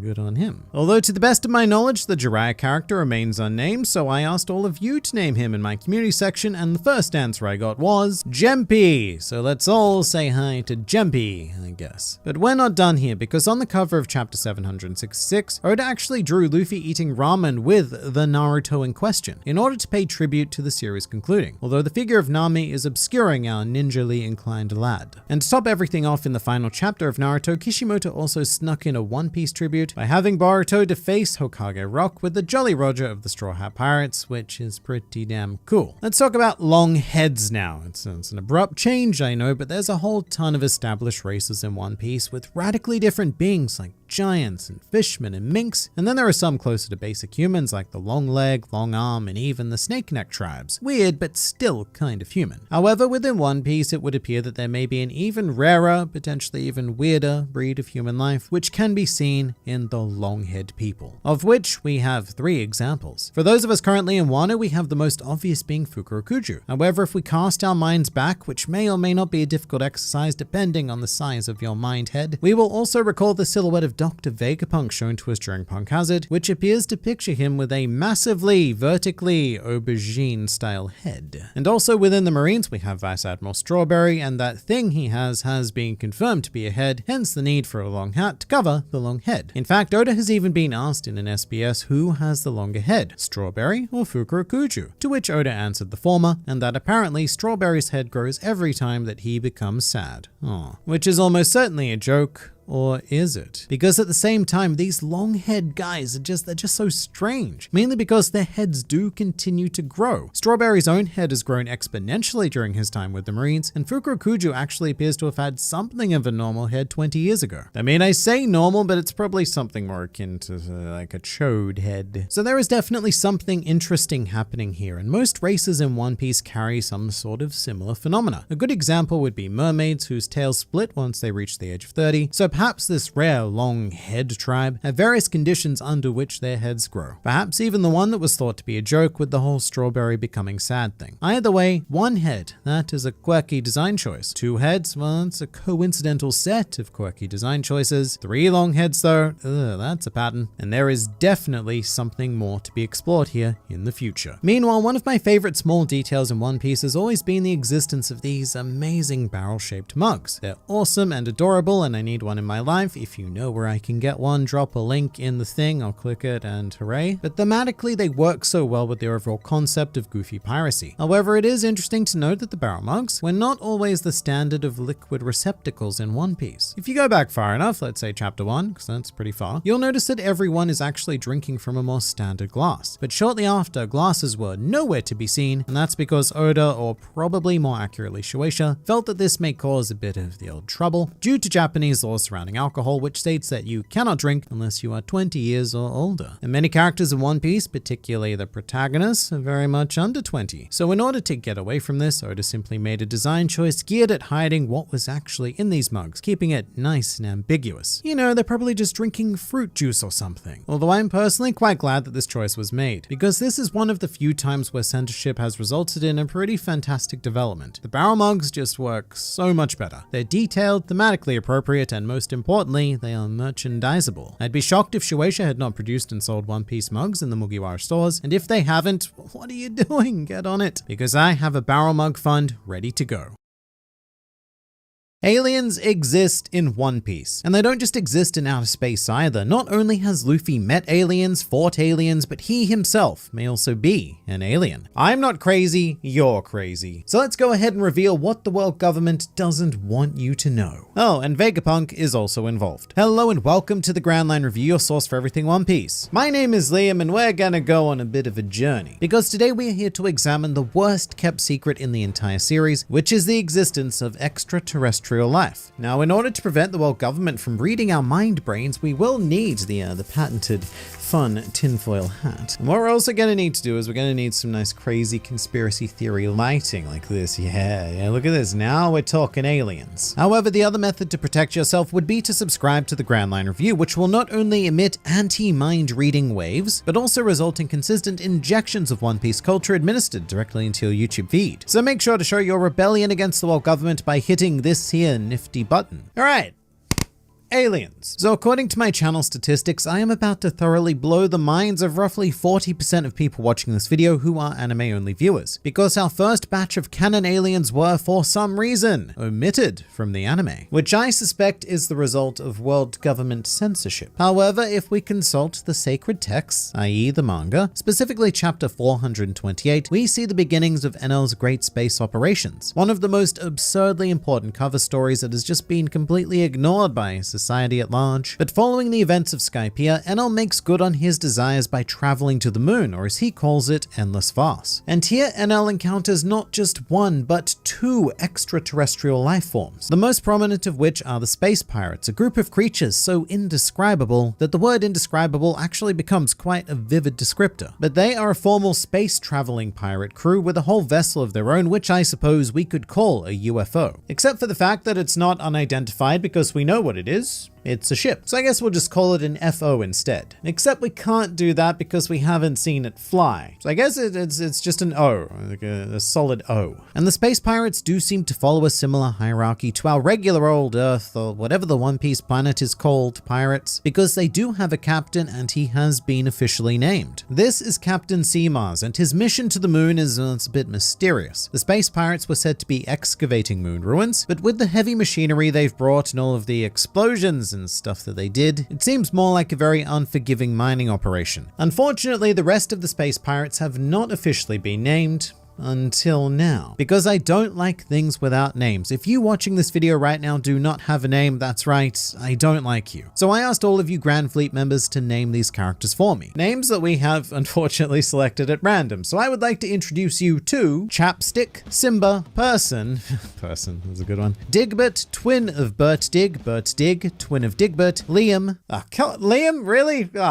Why am I the short walrus thing? And finally, we have Bungle Nuts. Now these are by far some of the most bizarre characters we've ever come across in One Piece. We've met some weird dudes, but these guys are quite literally out of this world. At first glance, there's nothing really connecting them, with the exception of Digbert, twin of Bert Dig, and Bert Dig, twin of Digbert, who clearly have some kind of, lizard-based connection here. But the way I would describe them is like a whole crew of space minks. Most of them have primarily animalistic traits, with the exception of Person, and even then there's just something weird going on here. But even then, you can't properly describe them as some kind of moon mink, because minks appear to consist of fur-covered mammals, whereas in this group we have reptiles, fish, and like whatever Liam is. They're almost like a bizarre fusion of every race that we've seen on the One Piece planet. And very intriguingly, a lot of them tend to wear these bodysuits as well, equipped with manometers, nifty little things designed to measure pressure. But weirdly enough, not all of the space pirates wear these suits, and those that do seem to have entirely custom suits. So, apart from the manometers, there's no real uniform deformity happening here. Also, someone pointed this out to me, and because I've now seen it, you also need to see it. But person appears to be holding a checkerboard writing instrument, except that Oda has forgotten to color in one of the squares, and it bothers me. It bothers me ever so much. Putting the space pirates to one side though, Enel also met an entirely different life form on the moon. And these would be the ever adorable cyborgs. In fact, the very first life form that Enel stumbled across was Lieutenant Spacey and his comrades, who had just lost a battle against the space pirates. This is where things start to get a little bit complicated though, because Lieutenant Spacey and his crew are not actually aliens, as just like Enel, they originated from the One Piece planet. And we know this thanks to Lieutenant Spacey's flashback, where he recalls his birth in a place called Karakuri Island. Now that name should sound very familiar to you, because that just so happens to be where Frankie was sent during the 2-year time skip. And it's also where Dr. Vegapunk was born, but well, we will get to that. So the man who created Lieutenant Spacey and the rest of the other Spaceys, his name was Dr. Tsukimi, and one of his hobbies was moon gazing. I say was because one night he witnessed a massive explosion on the moon, choked on a dumpling, and then rather tragically passed away. I say tragically, but it's actually portrayed as weirdly comical. It's such a strangely hilarious death. But as a result of this, Spacey and his fellow mustached cyborgs then rode balloons all the way up to the moon in order to take violent vengeance against whoever had caused these explosions. There they fought and lost to the space pirates, and that brings us up to speed of where we are now. But this is where things get truly wild.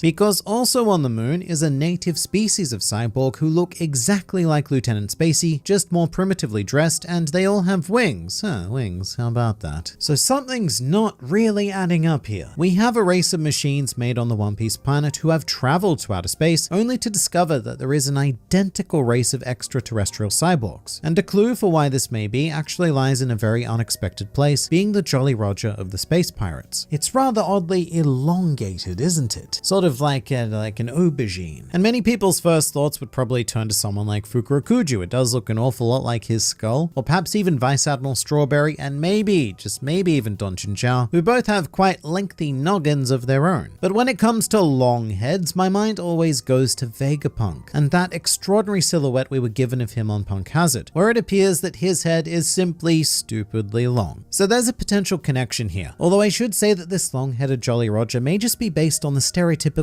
kind of grey alien, or even a more xenomorph style thing. But the fact of the matter is that somehow these moon cyborgs, they predate the ones that were constructed on the One Piece planet. And given how almost completely identical they are, I'm gonna go ahead and rule out coincidence on this one rare occasion. The scenario being implied here is that extraterrestrial beings conducted space travel and settled on the One Piece planet, taking all of their vast advanced technological knowledge with them, hence why their modern day descendants are still able to build these cyborgs. But the whole concept of Karakuri Island very much falls into place with this thought, because even without the once-in-a-lifetime genius of Vegapunk, Karakuri Island was still known as a haven of technological advancements, the likes of which have not been replicated anywhere else on the planet. So I honestly don't think it's too far of a stretch to suggest that Vegapunk may very well be the descendant of an alien, particularly since we've already met literally hundreds of alien descendants already. In the late stages of Enel's cover story, he uncovers ancient moon ruins, and he discovers an interesting story inscribed on their walls. And one very familiar feature we find here are images of our beloved mustache cyborgs, but working alongside them is a much more shocking depiction of winged individuals. These are the ancestors of our modern day skyfolk, and you can tell this because there are 3 distinctly portrayed societies. You can see the Skypians, the Shandians, and the Burkans, all of whom have slightly different wing shapes. But the real telling factor here is that the name of this ancient moon city is revealed to be Burka. Now, if you don't remember that name, that's quite understandable, because unlike Skypiea and Shandora, we never actually got to see Burka. Enel, rather dickishly I might add, destroyed the island 8 years ago before we even knew that sky societies were a thing, which actually comes with quite a great dose of irony, because Enel destroyed the settlement of Burka, but then he went on to revive the ancient city of Burka on the moon. But despite this, Burkans do still exist in the world. Enel and his crew are all native Burkans. Haradas, the old man who lives on Witheria, was born on Burka, even though we have yet to see if he has wings, and it's even theorized that Mad Monk Urouge is a Burkan native due to his wing shape. There's even a fun idea that because he is a monk, Urouge may have initially been one of Enel's priests, or whatever the Burkan god's priests were, prior to Burka's destruction. But whether he's Skypian, Shandoran, Burkan doesn't matter, because he is still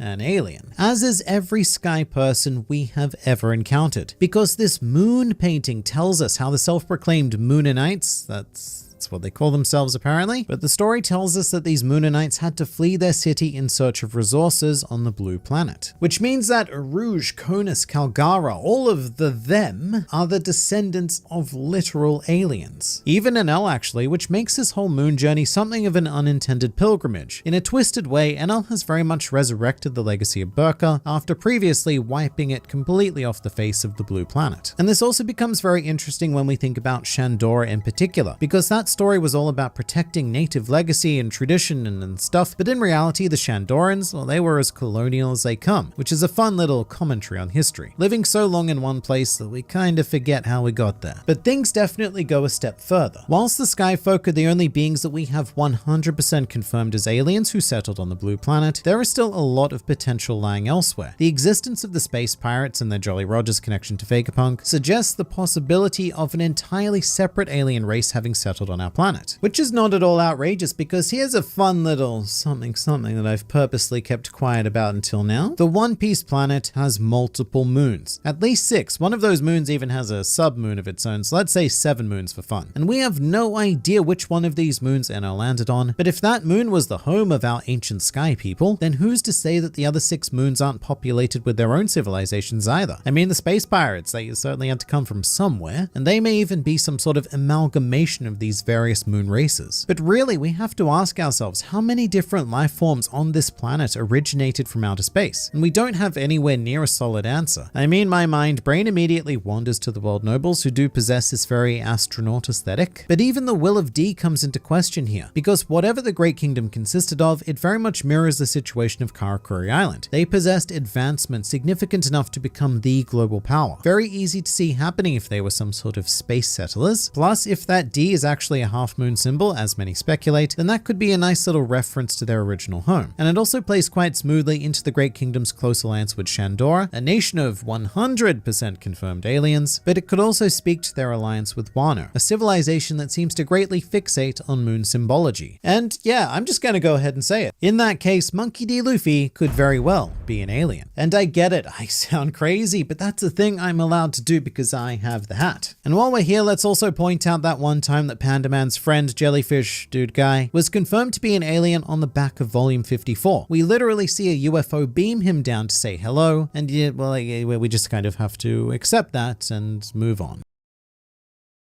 Eustace Kid has a secret. This secret involves something that he stole from Big Mom, something that Shanks stole from him, and something that the world government stole from the world. Which I guess is their right as the world government and all, but Kid is having none of it. And here's why he's going to be integral to bringing about the dawn of the world. Hello and welcome to the Grand Line Review, your source for everything One Piece. My name is Liam and I'm traditionally not the biggest fan of Eustace Kid, which did prompt me to think, what am I missing here? And as it turns out, I was missing this, and even this. I was missing a lot. And now I'm pretty damn hyped for Kid. Just as I'm hyped for Bob the Penguin, Brittany Brown, and McDurples, all 3 of whom have ascended by subscribing to the Grand Line Review, which will result in consistent injections of One Piece culture being administered directly into your YouTube feed. And if you want to be our next subscriber of the day, then hit the button and please do say hi in the comments below if you are a new member of the Grand Fleet. Welcome. Alright, let's justify Kid's existence. Eustace Kid 101 is a rarely taken course that begins in his home realm of South Blue, because as much as Kid's childhood is surrounded by a series of thick veils attained from the One Piece world equivalent of Spotlight, which is an Australian store, and I don't know if any of you will get that joke, it doesn't matter, because Kid's origins are already quite important. Because Kid's mechanical motif is actually a bit of a South Blue trademark that you'll see incorporated into many Southerners such as Southern Cyborg Frankie, Lindbergh of the Revolutionary Army, and even Bartholomew Kuma, whose Sorbet Kingdom was located in the southwest of Blues. Also, incredibly random fact here, but apparently Jaguar D Sol is also from South Blue, meaning that this sea may very well have its own island of giant dude men. But of the 4 blues, the South seems to be something of an industrial hotspot. Just as West Blue is known as being a hub for the underworld, North Blue is known for its upper-class aristocracy, and East Blue is known for green afroed men in boxers. However, Kid was born at a very, very inconvenient time in that they're South Blue. Post-time skip, Kid is 23. Now,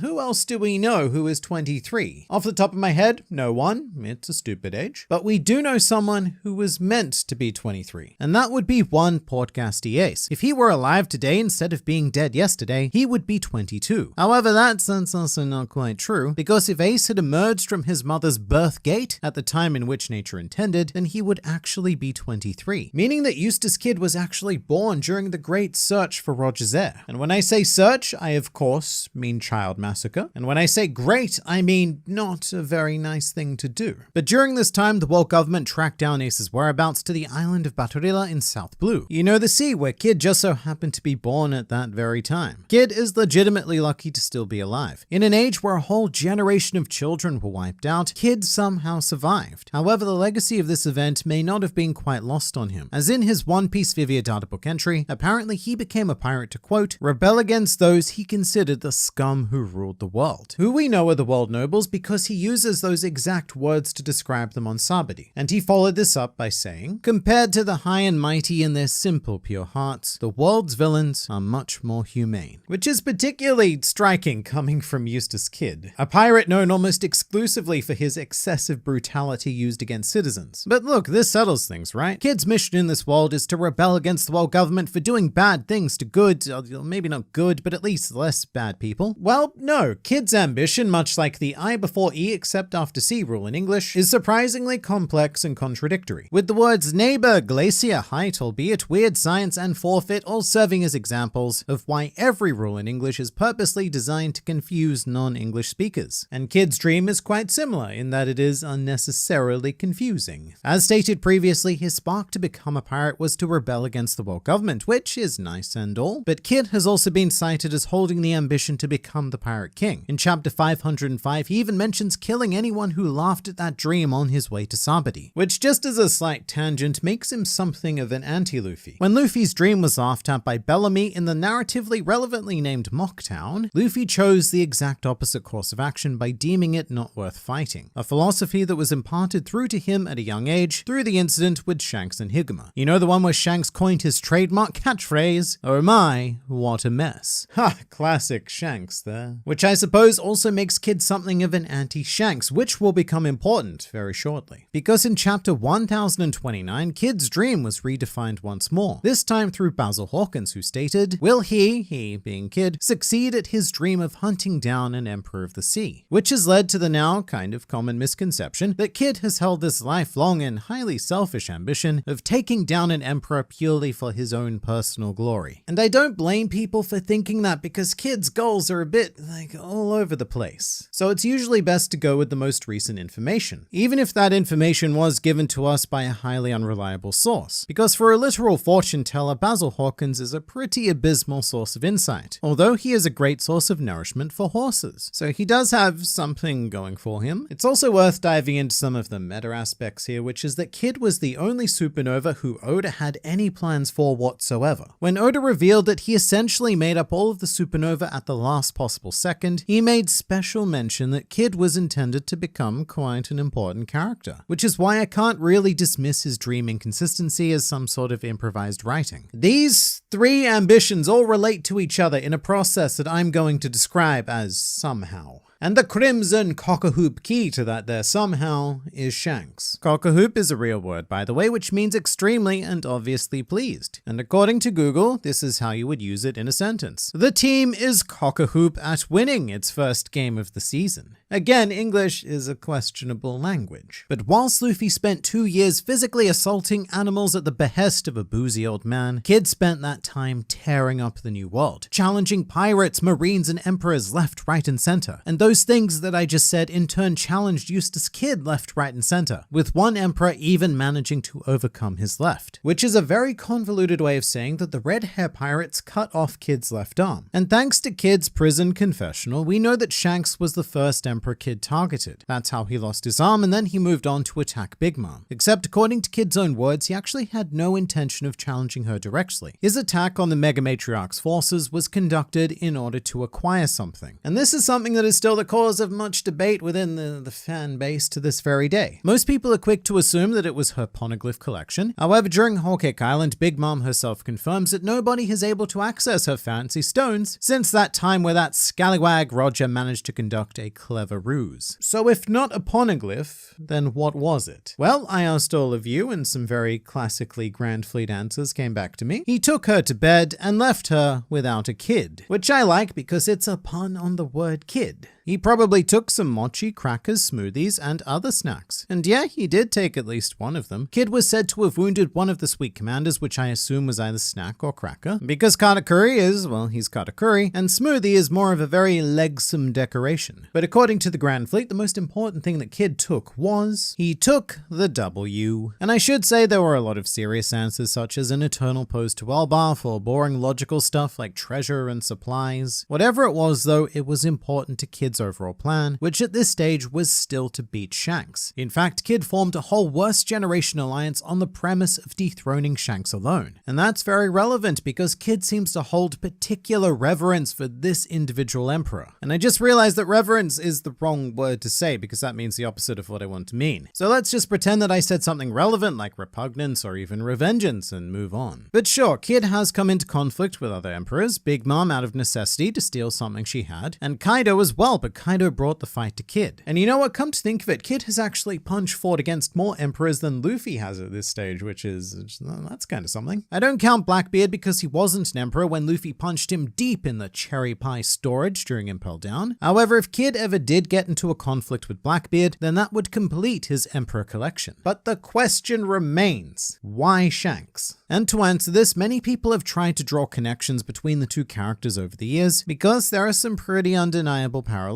Both of them have red hair, both of them have scars over their left eyes, and both of them have a left missing arm. It's possible that it's just a coincidence. I don't usually like forming connections on evidence as dubious as hair color, and especially because facial scars and missing arms aren't particularly uncommon in One Piece, but at the very least it is quite notable that this source of tension happens to be between Shanks and his junkyard budget equivalent. So what comes next is your classical run of speculation, which sounds more or less like Shanks is Kid's father, or Shanks is Kid's brother, or Shanks is Kid's cousin once removed. And by once removed, I mean that both of their arms were once removed. You know how it goes. However, the current overwhelming amount of evidence does not support a blood-based connection. For example, Kid's home is South Blue, whereas Shanks is from West Blue, with the words South and West being different and therefore not the same. Furthermore, the ages are a bit awkward, because to have fathered this particular kid, Shanks would have needed to do so at the age of 16 years old. And that 16 years is also a pretty big gap for siblings, not impossible I suppose, but unlikely. However, this whole kerfuffle may have less to do with Shanks himself, and more to do with a connection to one of Shanks's associates. And just a bit of a warning here, this next idea is what I would describe as wild speculation. It is interesting, but take it like a zombie, with a massive sack of salt shoved down your unsuspecting throat. There's a very niche theory within the One Piece community that states that Kid's father was in fact Captain John. The same Captain John who left a treasure which Buggy was trying to find, the same Captain John whose corpse was seen on Thriller Bark, and also the same Captain John who was once a member of the Rocks Pirates. And this comes from zero in-world evidence. In fact, everything we know about this comes rather bizarrely from reality. Because Eustace Kid's name is taken from the real-life pirate William Kidd, except William Kidd has 2 D's, whereas Eustace only has 1, and as we all know in One Piece, whoever has the most D wins. But William was actually born from the genetic fluids of a man named Captain John. Captain John Kidd to be precise, except that John spelt his last name as K-Y-D, because yes, the world really needed a third different way to spell the word kid. But that's it. It is hypothesized that Eustace Kidd is the son of Captain John, pretty much solely based on the idea that in real life, Kidd was the kid of another kid. Given Oda's fascination with historical connections, I definitely wouldn't rule it out. However, if this theory were a condom, then I would be worried we'd be stretching it a bit too thin and risk becoming pregante with headcanon. However, its truth would create some potential animosity towards Shanks, a former member of the Roger Pirates, with Roger being that mustache charlatan who brought down the Rocks Pirates and thus Captain John. Although John, as with many of the Rocks, did go on to captain his own crew before they eventually performed a mutiny and did him a bit of the death. What I also think doesn't help is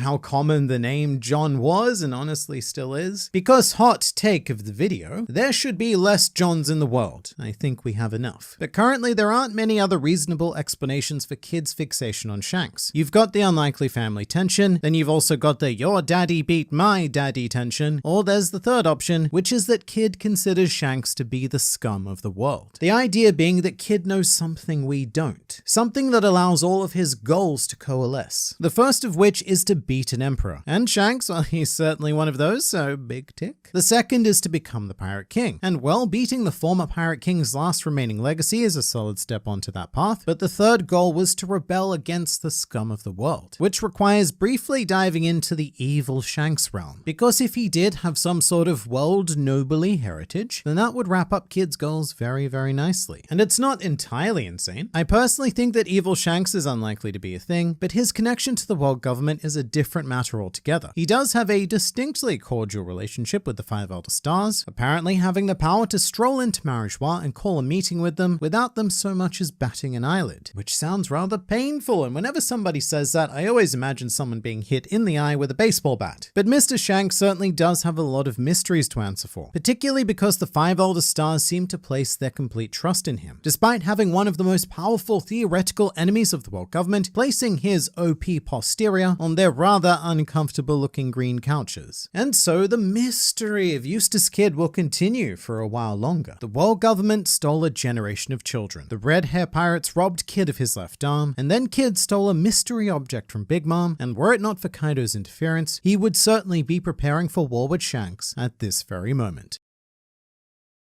Have you ever wondered what One Piece would be like in real life? Well, me neither, but it is happening on Netflix in a time period that I'm going to describe as eventually, so I guess we'll see how that goes. Hello and welcome to the Grand Line Review, your source for everything One Piece. My name is Liam and this is my oversized border collie Puck. Say hello, Puck.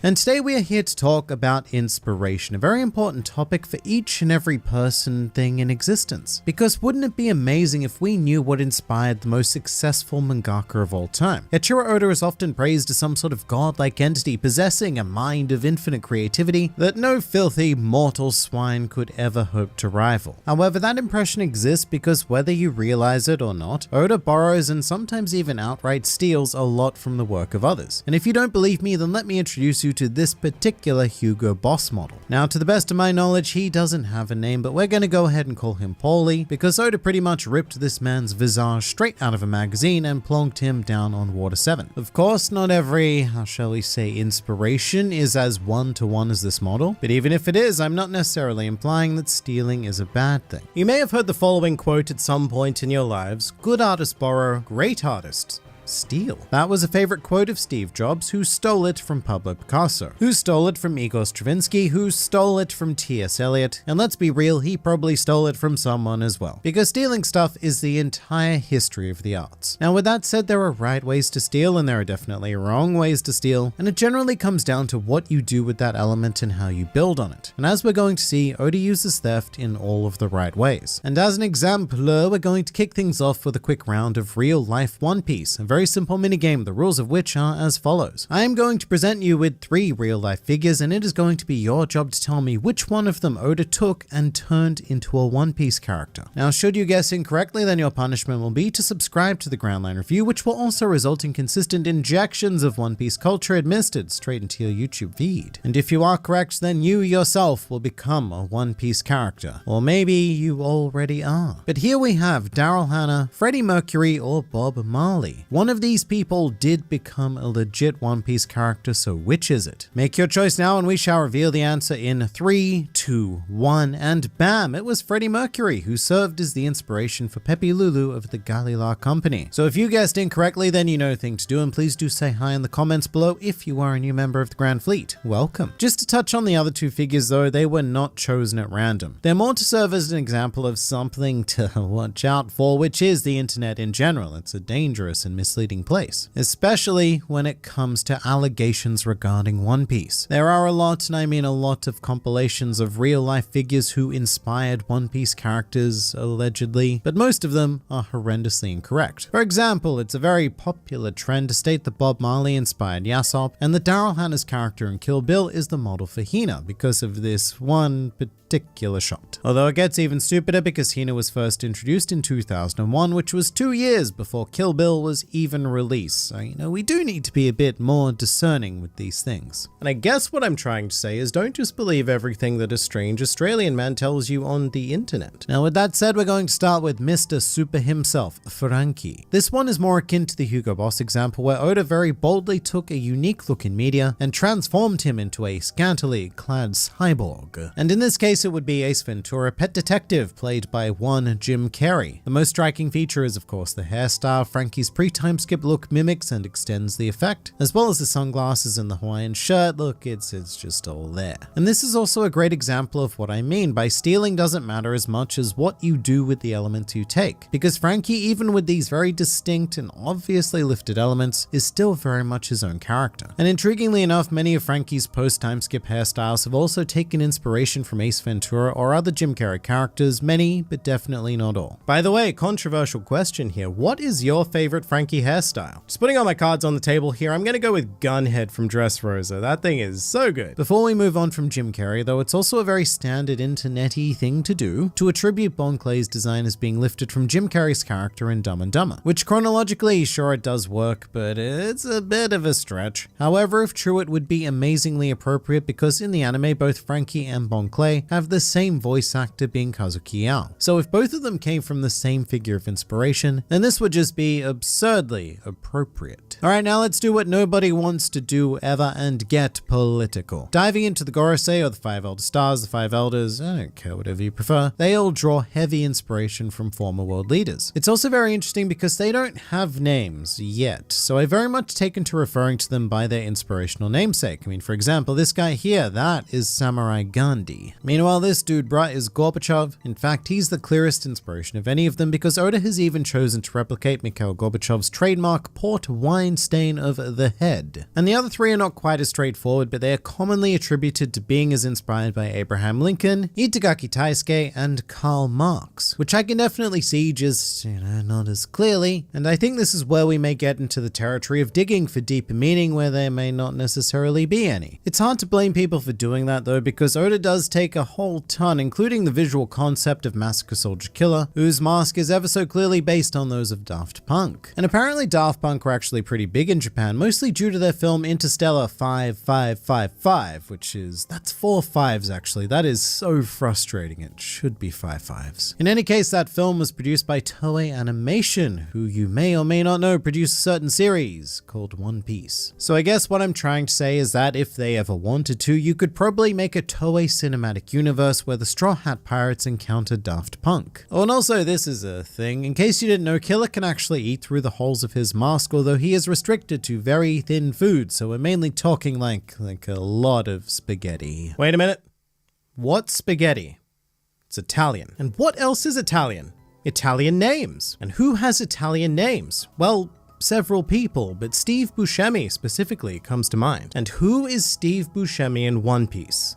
Sanji. This is a very fun one because it's one of the few design inspirations that has been confirmed directly by Oda, which is that Sanji's whole aesthetic is based on the character of Mr. Pink from Reservoir Dogs. Very intriguing because prior to this it was more a popularized of a thought that Sanji was based on a more typically handsome Hollywood actor with the word Dick in his name. That's right, it was Leonardo DiCaprio, specifically from the Romeo and Juliet era of his career. But in the SBS of Volume 68, Oda revealed that it wasn't just the aesthetic similarity, but that he also tried to have Mr. Pink's mannerisms and vibes portrayed within Sanji, which I personally think is infinitely cooler than basing him off DiCaprio, and it explains a lot because Mr. Pink, he's cool and all, but he's also kind of a joke. And there's even an extension of inspiration here because all of Sanji's siblings are assigned a specific color, just like the Reservoir Dogs characters, although that's almost certainly a coincidence and more to do with the Super Sentai inspiration. Now, Emporio Ivankov is probably the one character in the One Piece whose inspiration is the most clear and undeniable. undeniable, being Tim Curry's Frankenfurter from the Rocky Horror Picture Show. And here Oda has once again basically just stolen a design, made it a bit taller, made it a lot wider, slapped a new name on top and said, good to go. And this is one of those situations where even if you've never seen Rocky Horror on stage or the film, you will still immediately recognize this because the Frankenfurter imagery is just that iconic in the Western media landscape. Ivankov is not the only one though, because his newcomer second in command, Inazuma's design is also quite similar to the outfits used during the time warp scene in the Rocky Horror Picture Show, combining flamboyant formal wear with sunglasses. In fact, many of the newcomer designs are very much just exaggerated time warp dances. Going back to Ivankov though, I would be remiss not to mention that while his aesthetics were very Frankenfurter in construction, his characteristics were actually inspired by Norio Imamura, a self-professed real-life Okama who used to be a member of an acting troupe with Luffy's voice actor Mayumi Tanaka. And not only that, but Imamura was actually the voice of Ivankov for a while until the things, and he got cancelled because of the things. Now we've explored a few of these so far, but Oda takes a lot of inspiration from the world of music, a lot of visual elements to be precise, and one artist who has managed to feature not only once but twice in the world of One Piece would be Steven Tyler, the frontman of Aerosmith. He was used as a partial model for the hypnotist Django, but his likeness was also basically copied and pasted for Diamante during Dressrosa, along with that whole rock star persona flair. But I did say partial inspiration for Django because he also derives a lot of his general existence from Michael Jackson, of course, and he may not be the only one either. Because of all of the character things, Hody Jones may also be constructed with a certain degree of Jackson flair, although this is another one of those situations where this is hard to attribute it with any kind of certainty, because they basically just both share the trademark Jackson curly strand of hair, and that's about it. Oh, and they both like to wear hats.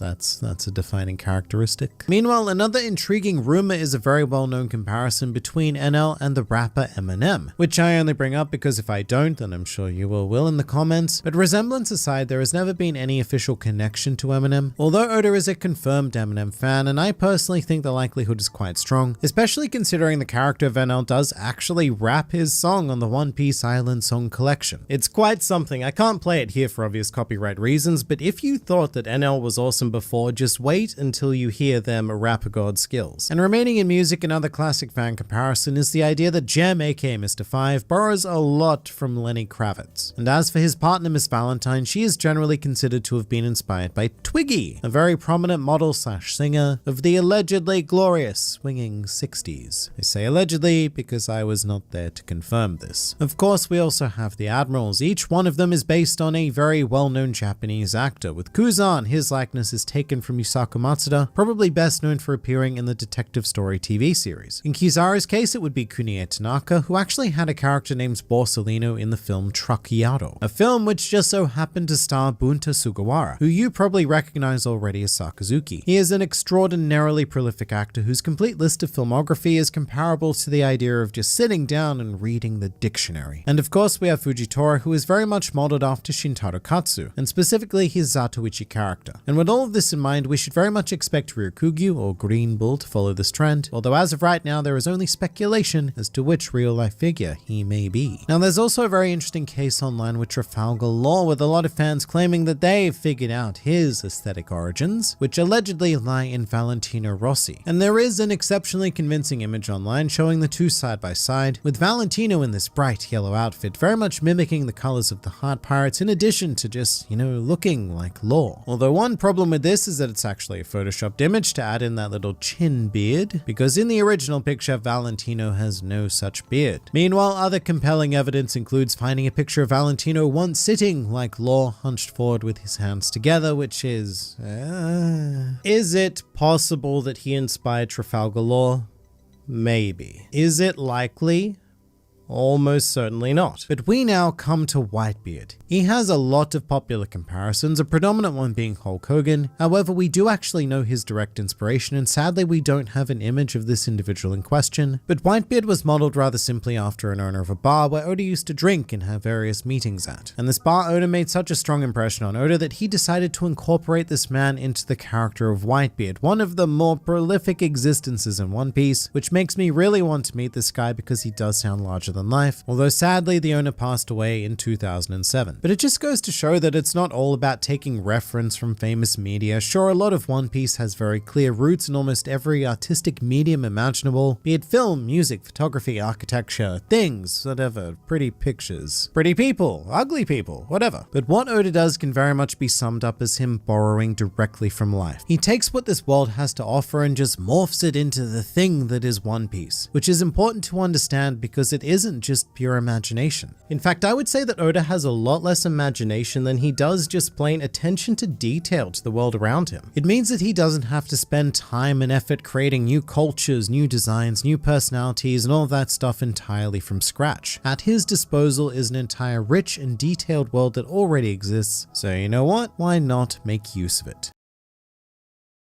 So we all know that Zoro is cool and all, but did you know that originally he was going to be even cooler? That's right, Eiichiro Oda wanted to give Zoro a sweet pair of like schmick black sunglasses. And I will remind you that when One Piece first began in the late 90s, there was nothing that could make you cooler than black sunglasses. That and a leather jacket. Hello and welcome to the Grand Line Review, your source for everything One Piece. My name is Liam, but I was originally supposed to be called Michael. However, my cousin was born about 6 months before me, and they stole the name Michael, so now I guess I'm Liam. And today we are here in order to discuss what could have been in the world of One Piece, because what happens in Oda's head and what eventually ends up in front of our eyes are two very, very different things. And to demonstrate that, we are going to immediately jump into a quick round of good gracious, who is that character who I am seeing on my screen right now? A very simple minigame, the rules of which are as follows. Here we have an original concept sketch for a well-known One Piece character, and it is going to be your job to guess who that character is supposed to be from the following of options. Now, should you guess incorrectly, then your punishment will be to subscribe to the Grand Line Review, also resulting in consistent injections of One Piece culture administered directly into your YouTube feed. And if you are correct, then your real-life character design will gloriously graduate into its final form. So who is this mystery man? Is it Bartholomew Kuma, Gecko Moria, or Blackbeard? It's hard to believe, I know, but this is indeed one of those characters. So make your choice now and we shall reveal the answer in 3, 2, 1, and bam! It was Gecko Moria. So look, he's definitely come a long way and through a couple of questionable directions. But if you guessed either Kuma or Blackbeard, then you know the thing to do, and please do say hi in the comments below if you are a new member of the Grand Fleet. Welcome. But to linger on this for a second, yes, this was the OG Gecko Moria. In this incarnation, he was actually intended to be a priest with a split personality. So I imagine that one side of him would have been all good and humble and stuff, whatever priests do, and the other side would have been a more villainous, piratey prick sort of guy. Very interestingly, the key visual elements of this design would be carried over to Bartholomew Kuma because he does wear similar style clothing, and of course he wields a Bible at all times, just in case of some sort of heretical emergency, I suppose. But we did not go straight from this to the Gecko Moria we know today. In fact, evidence would suggest that Oda had a bit of a rough time designing Moria, and his next incarnation would be this bizarre masked figure. Now clad in a cloak and a headdress, this one is effectively a complete mystery. We have no idea what his personality was meant to be like here, but it is a pretty terrifying image. Although my guess is that the mask would have been just for show, and underneath it would have been this goofy Oda designed face, as is standard in One Piece. His next evolution is much closer to the Moria we know, with his ball sack shaped body, but even then there's a lot of elements here that did not carry over. I quite like it though. If nothing else, he looks very piratey. And this whole endeavor is a great insight into Oda's design process. He tends to start quite normal, then pushes the bounds of creativity until we end up with something, for better or worse, truly unique. And in the spirit of Thriller Bark, we can also see this with Nightmare Luffy's original design. Both of these sketches present very schmick Luffy and not a lot of changes to his physicality overall. I personally think he looks really cool in that top hat, and you can also see the panda eyes that got used in the final design, as well as Gear 4th actually, which is a weird effect, but I think I've got it figured out. Basically, Luffy, for purely aesthetic reasons, he covers the depressions of his eyes in armament haki. Once again, for no other reason than to look cool. But I honestly think that stuff like this is what separates Oda from other manga authors. He comes up with an idea that yes, it's cool and aesthetically pleasing, but then he says to himself, you know what? What if instead he just looks like a stacked zombie with stick legs and inexplicably small biceps? Seriously, look at the forearms, then look at the shoulders, then look at the biceps. Something has gone very wrong during this particular workout. But I love that for the most part, he's not afraid to make his characters look weird. Now with that said, Oda isn't always always on the mark when it comes to decision making, and a very famed example of this would be Mr. Shanks. Because originally, in the very first chapter of the series, Shanks was not going to lose his arm. And in this case, Oda's editor intervened and quite blatantly said that the story wasn't interesting enough. It needed something to provide a bit more drama, a sense of stakes and consequences. And so Oda then came up with the idea for Shanks to lose his arm to the Lord of the Coast. So if anybody is ever curious about what an editor actually does in manga, well, their job, if they are a good editor, is to amp up your series. A trained media eye can immediately detect when things are not working and also when they are. And in this case, Oda's editor was dead on the money because I cannot imagine this chapter without Shanks losing his arm. It's probably one of, if not the most memorable moments or images in One Piece, and the fact that Shanks sacrificed an arm gives his character a level of depth and admiration that we still feel, 24 years later, so it was a very good move to say the least. For another example of editor intervention, and we know very little about the context of this, but according to an interview in 2007, Oda was originally planning to introduce fishmen as early as chapter 3 of the series. As a bit of a recap, this is the chapter that introduces Zoro for the first time at Shellstown, and looking back on it, I have a bit of a hard time trying to figure out where this fishmen, or fishmen plural, was meant to appear. It's a marine island, so maybe we're going to see an enlisted fishman, maybe one of Helmeppo's guards or something. But once again, this was a good editorial move, because a great editor knows not only when something needs to be added, but when we need to show restraint. Which is good because showing these more supernatural figures so early on may have detracted from the focus of this arc, which is the human drama of Zoro, Rika, and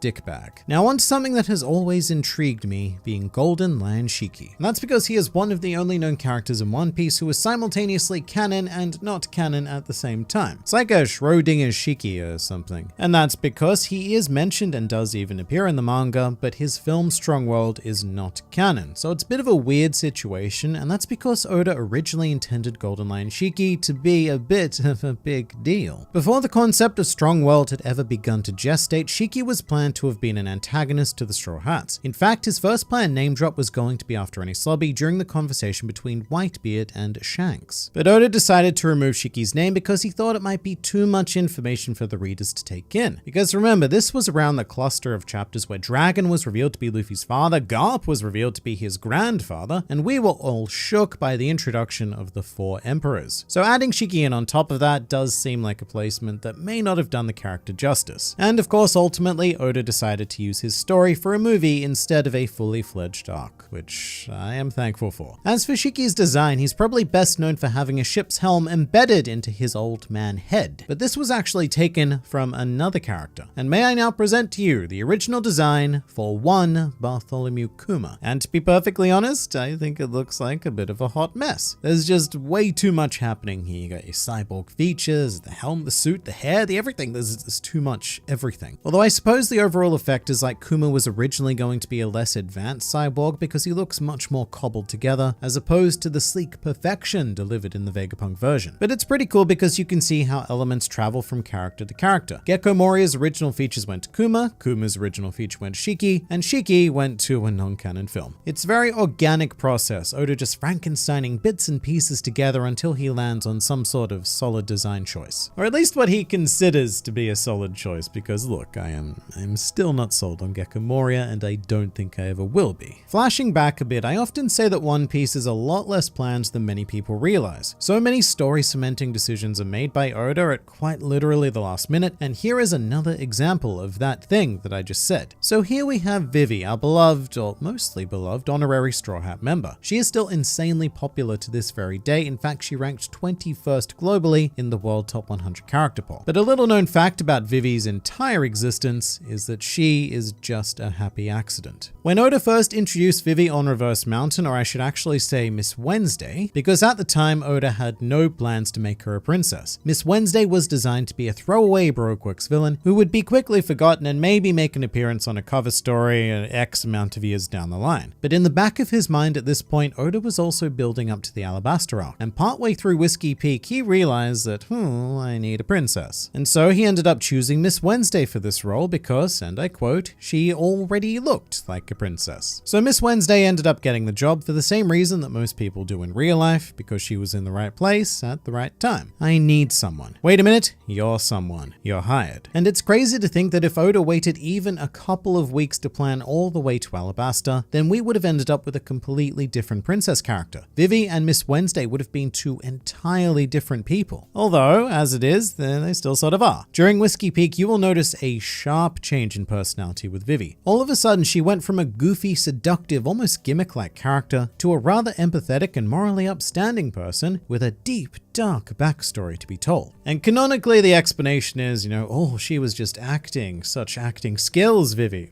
But we know the truth. And we also know a rather shocking truth about another Straw Hat. This time we are talking about the Going Merry and the rather tragic idea that the Straw Hats were never meant to part with it. When this mini Mighty Lamb first debuted on page, it was meant to be the vessel of choice for the entire series. Luffy was going to become the Pirate King on the back of this here ship. But you also need to remember that Oda only originally intended One Piece to last for about 5 or so years. And so as the world expanded, it started to get a bit too big for this little lamb. So Oda came to a painful realization that the enemy ships were starting to get a bit out of hand. Their scale and their power was not something that the Going Merry could ever compare to. So he began structuring an entire saga which would ultimately culminate with the Straw Hats saying goodbye to their beloved vessel. The idea was that after chapter 303, which is the first chapter after Skypiea, that within 1 year we were going to say farewell to the Going Merry and turn to a new ship. Now with that said, this ended up being more like 3 years because the Water 7 saga blew up in terms of complexity,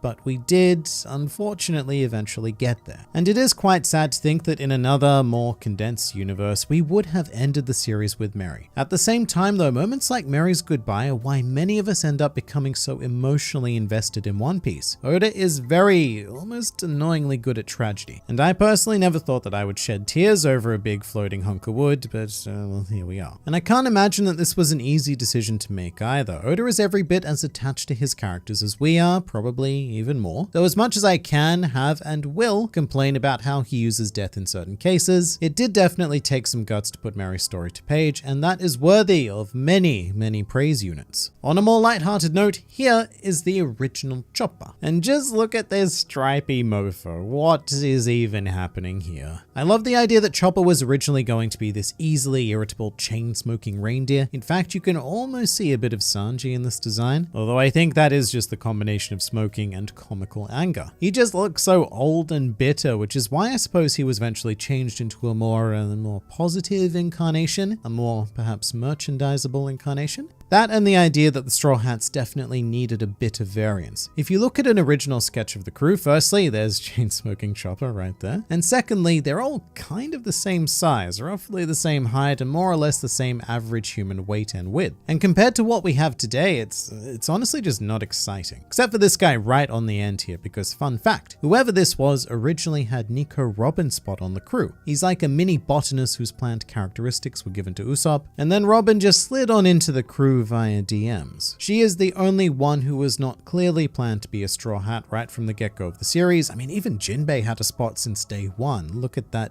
Jinbei thing. So thinking about it this way in terms of Straw Hats, Robin is probably the biggest surprise to both Oda and the readers. Did you know that Nami was originally meant to be one of the Straw Hat's top fighters? And as for what kind of fighter she would have been, well, I think the only way to really describe it is ripped jeans and cyborg battle axe. Hello and welcome to the Grand Line Review, your source for everything One Piece, and today we are here to examine what could have been as we take a deep dive into the original One Piece. Eiichiro Oda's initial ideas that, for whatever reason, were eventually scrapped. Which is all part of the creative process, although this process is on a completely different level in One Piece because Eiichiro Oda isn't really an artist who, settles for good enough. Which you can see quite clearly in his time-lapse drawings of color spreads. He will often discard 4 or 5 entirely workable composition ideas only to settle on something completely different from where he initially set out. And this goes for every aspect of the series, be it character design, story choices, or even core features of the world. Another great example of which is the fact that originally there was only going to be one type of devil fruit, being the Gomu Gomu no Mi. So already with that choice in mind, One Piece is going to look pretty radically different and chock full of rubber people. But that leads us quite nicely into a round of trippy trivia, a very simple minigame where I'm going to ask you a multiple choice question and you, yes, you are going to answer it. However, should you answer incorrectly, then your punishment punishment will be to subscribe to the Grand Line Review, which will also result in consistent injections of One Piece culture administered straight into your YouTube feed. However, if you do answer correctly, then you will be crowned as the cleverest of all of the people viewing this video. So here is our trippy trivia question. The original Gomu Gomu no Mi was said to fruit from the Gomu Gomu tree once every how many years? Is it A, 50 years, B, 100 years, or C, 156 years? So half a century, a full century, or a weirdly specific Japanese number pun. Which will it be? Please do select your choice now and we shall reveal the answer in 3, 2, 1, and bam, it was A. The Gomu Gomu would only bear fruit once every 50 years. So if you guessed incorrectly, then you know the thing to do, and please do say hi in the comments below if you are a new member of the Grand Fleet. Welcome. But now let's continue our exploration of the original One Piece, and everything we've currently heard about the Gomu Gomu no Mi spawns from the One Piece prototypes of Romance Dawn. Two one-shot chapters that really do provide us with some bizarre insight into the intentions of Eiichiro Oda in the early days. One of which I quite enjoy is that Garp was originally supposed to be not only a pirate, but the figure whom Luffy received both his Devil Fruit and Straw Hat from. So Garp was very much poised to be an emotional center for Luffy, is what I'd like to say anyway, because as it turns out, using Garp in Romance Dawn was but a clever ruse from Oda, because he wanted to keep Shanks under wraps and really surprise people with the eventual first chapter of One Piece, which is a very bold move for a rookie mangaka producing a one-shot like that, but it absolutely paid off, showing that even at these very early stages, Oda was quite a scheming individual, always thinking about how One Piece could have its greatest impact. Now, speaking of impact, let's talk about Blackbeard, one of the most sinister mysteries in the series, but Oda's original intentions regarding him open up quite a profound window into this man thing, or more specifically, Oda's intentions regarding Blackbeard's family. Because in Volume 8 of One Piece magazine, it was revealed that Oda had plans and even concept sketches of Blackbeard's mother as well as his two sisters. Now, it has been confirmed that these are only concepts and not canon at all thus far, but it is fascinating because Blackbeard, as known to us, is portrayed as a very lonely orphan boy. Thus far, we haven't had any hint of family, but the most interesting thing is when we look at the sketches of his intended sisters, because here we can also see a drawing of Ace reacting to them, which means that we can place exactly where their reveal was meant to happen in the series. Basically, Ace would have tracked down Blackbeard on Banaro Island and discovered him with his two not at all Blackbeard looking sisters, which is to say that they are pretty and he is,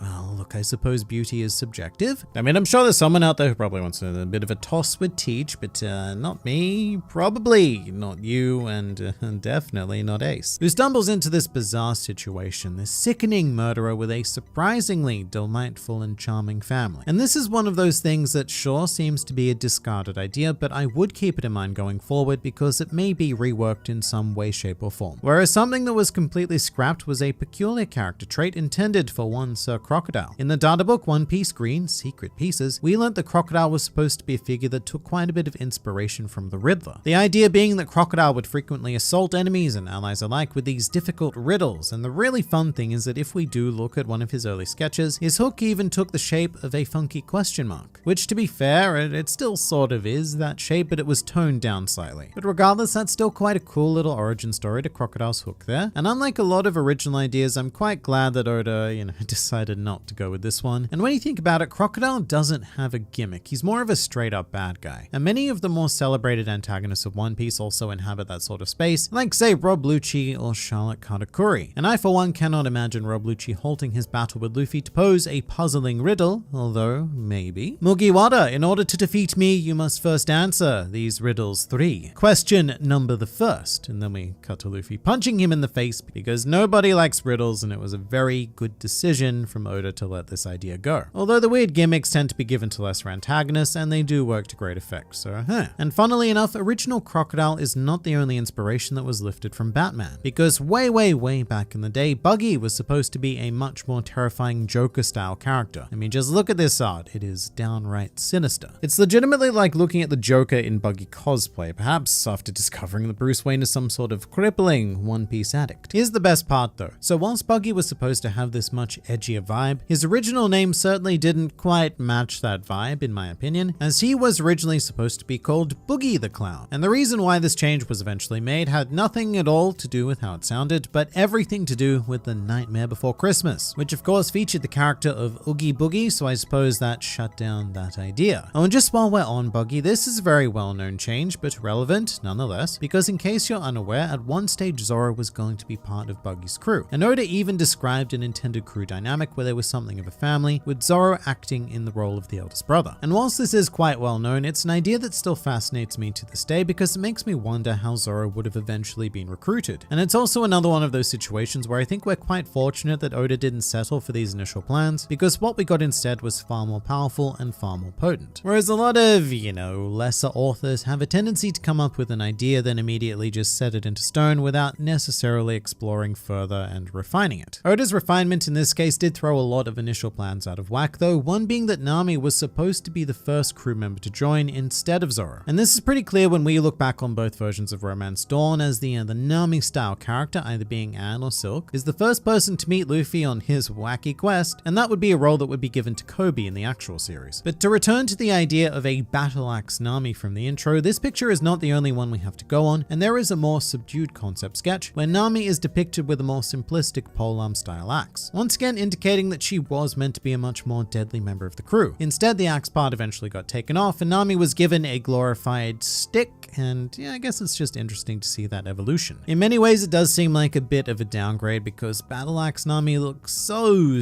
damn awesome, but then again, Nami and the climate act are just such a perfect fit when she eventually did get it, that is. Still, kinda wanna see Nami slice a fool. For another well-known intention, I do also get a kick out of the fact that Sanji was originally supposed to be named Naruto, Datebayo, etc. However, this was swiftly changed when a certain ninja manga began serialization prior to Naruto being introduced in the Baratie arc. And also quite interestingly, Naruto was originally supposed to be something of a gunslinger. He has this very old West vibe about him, and this is very different from how Naruto Sanji would eventually end up. And along with Nami's battle axe, it looks like at one stage Oda made the decision to just tone down the potential brutality of One Piece as a whole, giving characters like Nami and Naruto more blunt force-based attacks. I mean, you do still have cutting attacks from Zoro and gun-based attacks from Frankie, but look, in the case of the latter, when have Frankie's guns ever done anything of use? It's just like weapons left and then he shoots seemingly aimlessly. It's basically a theatrical effect because it never hits anything, and if it does, there is no damage. Whereas gunslinging Sanji really would have needed to use them guns to a much greater and probably much more brutal effect. Now, in addition to violence, we also have cases where character personalities were toned down. And for this, we're going to be looking specifically at Law. And you can actually see this within the series. Pre-time skip, Law is portrayed as a very mysterious dude guy. And while I wouldn't go so far as to say sinister, he had a very clear ominous agenda. And this ominosity is confirmed to us thanks again to One Piece magazine, where we have an early post-time skip sketch of Law interacting with Sanji. And here Sanji is using his brain thing. He twigs to the fact that Law is acting quite underhandedly, to which Law replies with something along the lines of, "Oh ho ho, you're quite sharp, aren't you?" With that like evil smug smirk. I'm very much into this kind of darker antagonist Law. Things could have gone so differently. Which is very different from how this interaction ultimately played out, as well as Law in general, who became much more sympathetic and an emotional protagonist style character. Something that we do know for a fact was not planned with his introduction because, and this is mind-blowing, but none of the Supernova members were planned to exist at all. So this is an example of improvisation at its most extreme and possibly most potent, because in an interview that Oda conducted for the 27th log, he stated that the supernovas didn't exist in any way, shape, or form prior to the very chapter in which they were introduced. And they were hastily constructed and thrown in because Oda thought that Sabaody was not going to be a very interesting arc with things how they were, so at the last second he squeezed out 9 phenomenal character designs with no concept whatsoever of how integral they were going to become in the future. In fact, Oda has also said that he regrets making so many of them because it's been a lot to handle, but I personally could not disagree more. I can't even imagine what One Piece, especially what post-time skip One Piece, would have been without them. And we also have a very similar situation happening with the 7 Warlords actually, because Oda's original intentions was to have One Piece be a far more simplistic tale of facing off against the 4 emperors, a concept that would not even be introduced until almost a full decade into the series. So somewhere along the line, we clearly got a bit derailed, and that's primarily because, on a pure whim, Oda decided to drop in the idea of the 7 Warlords of the Sea quite early on. He had no grand plans with them. In fact, the number 7 was seemingly completely arbitrary. He just thought that 7 sounded,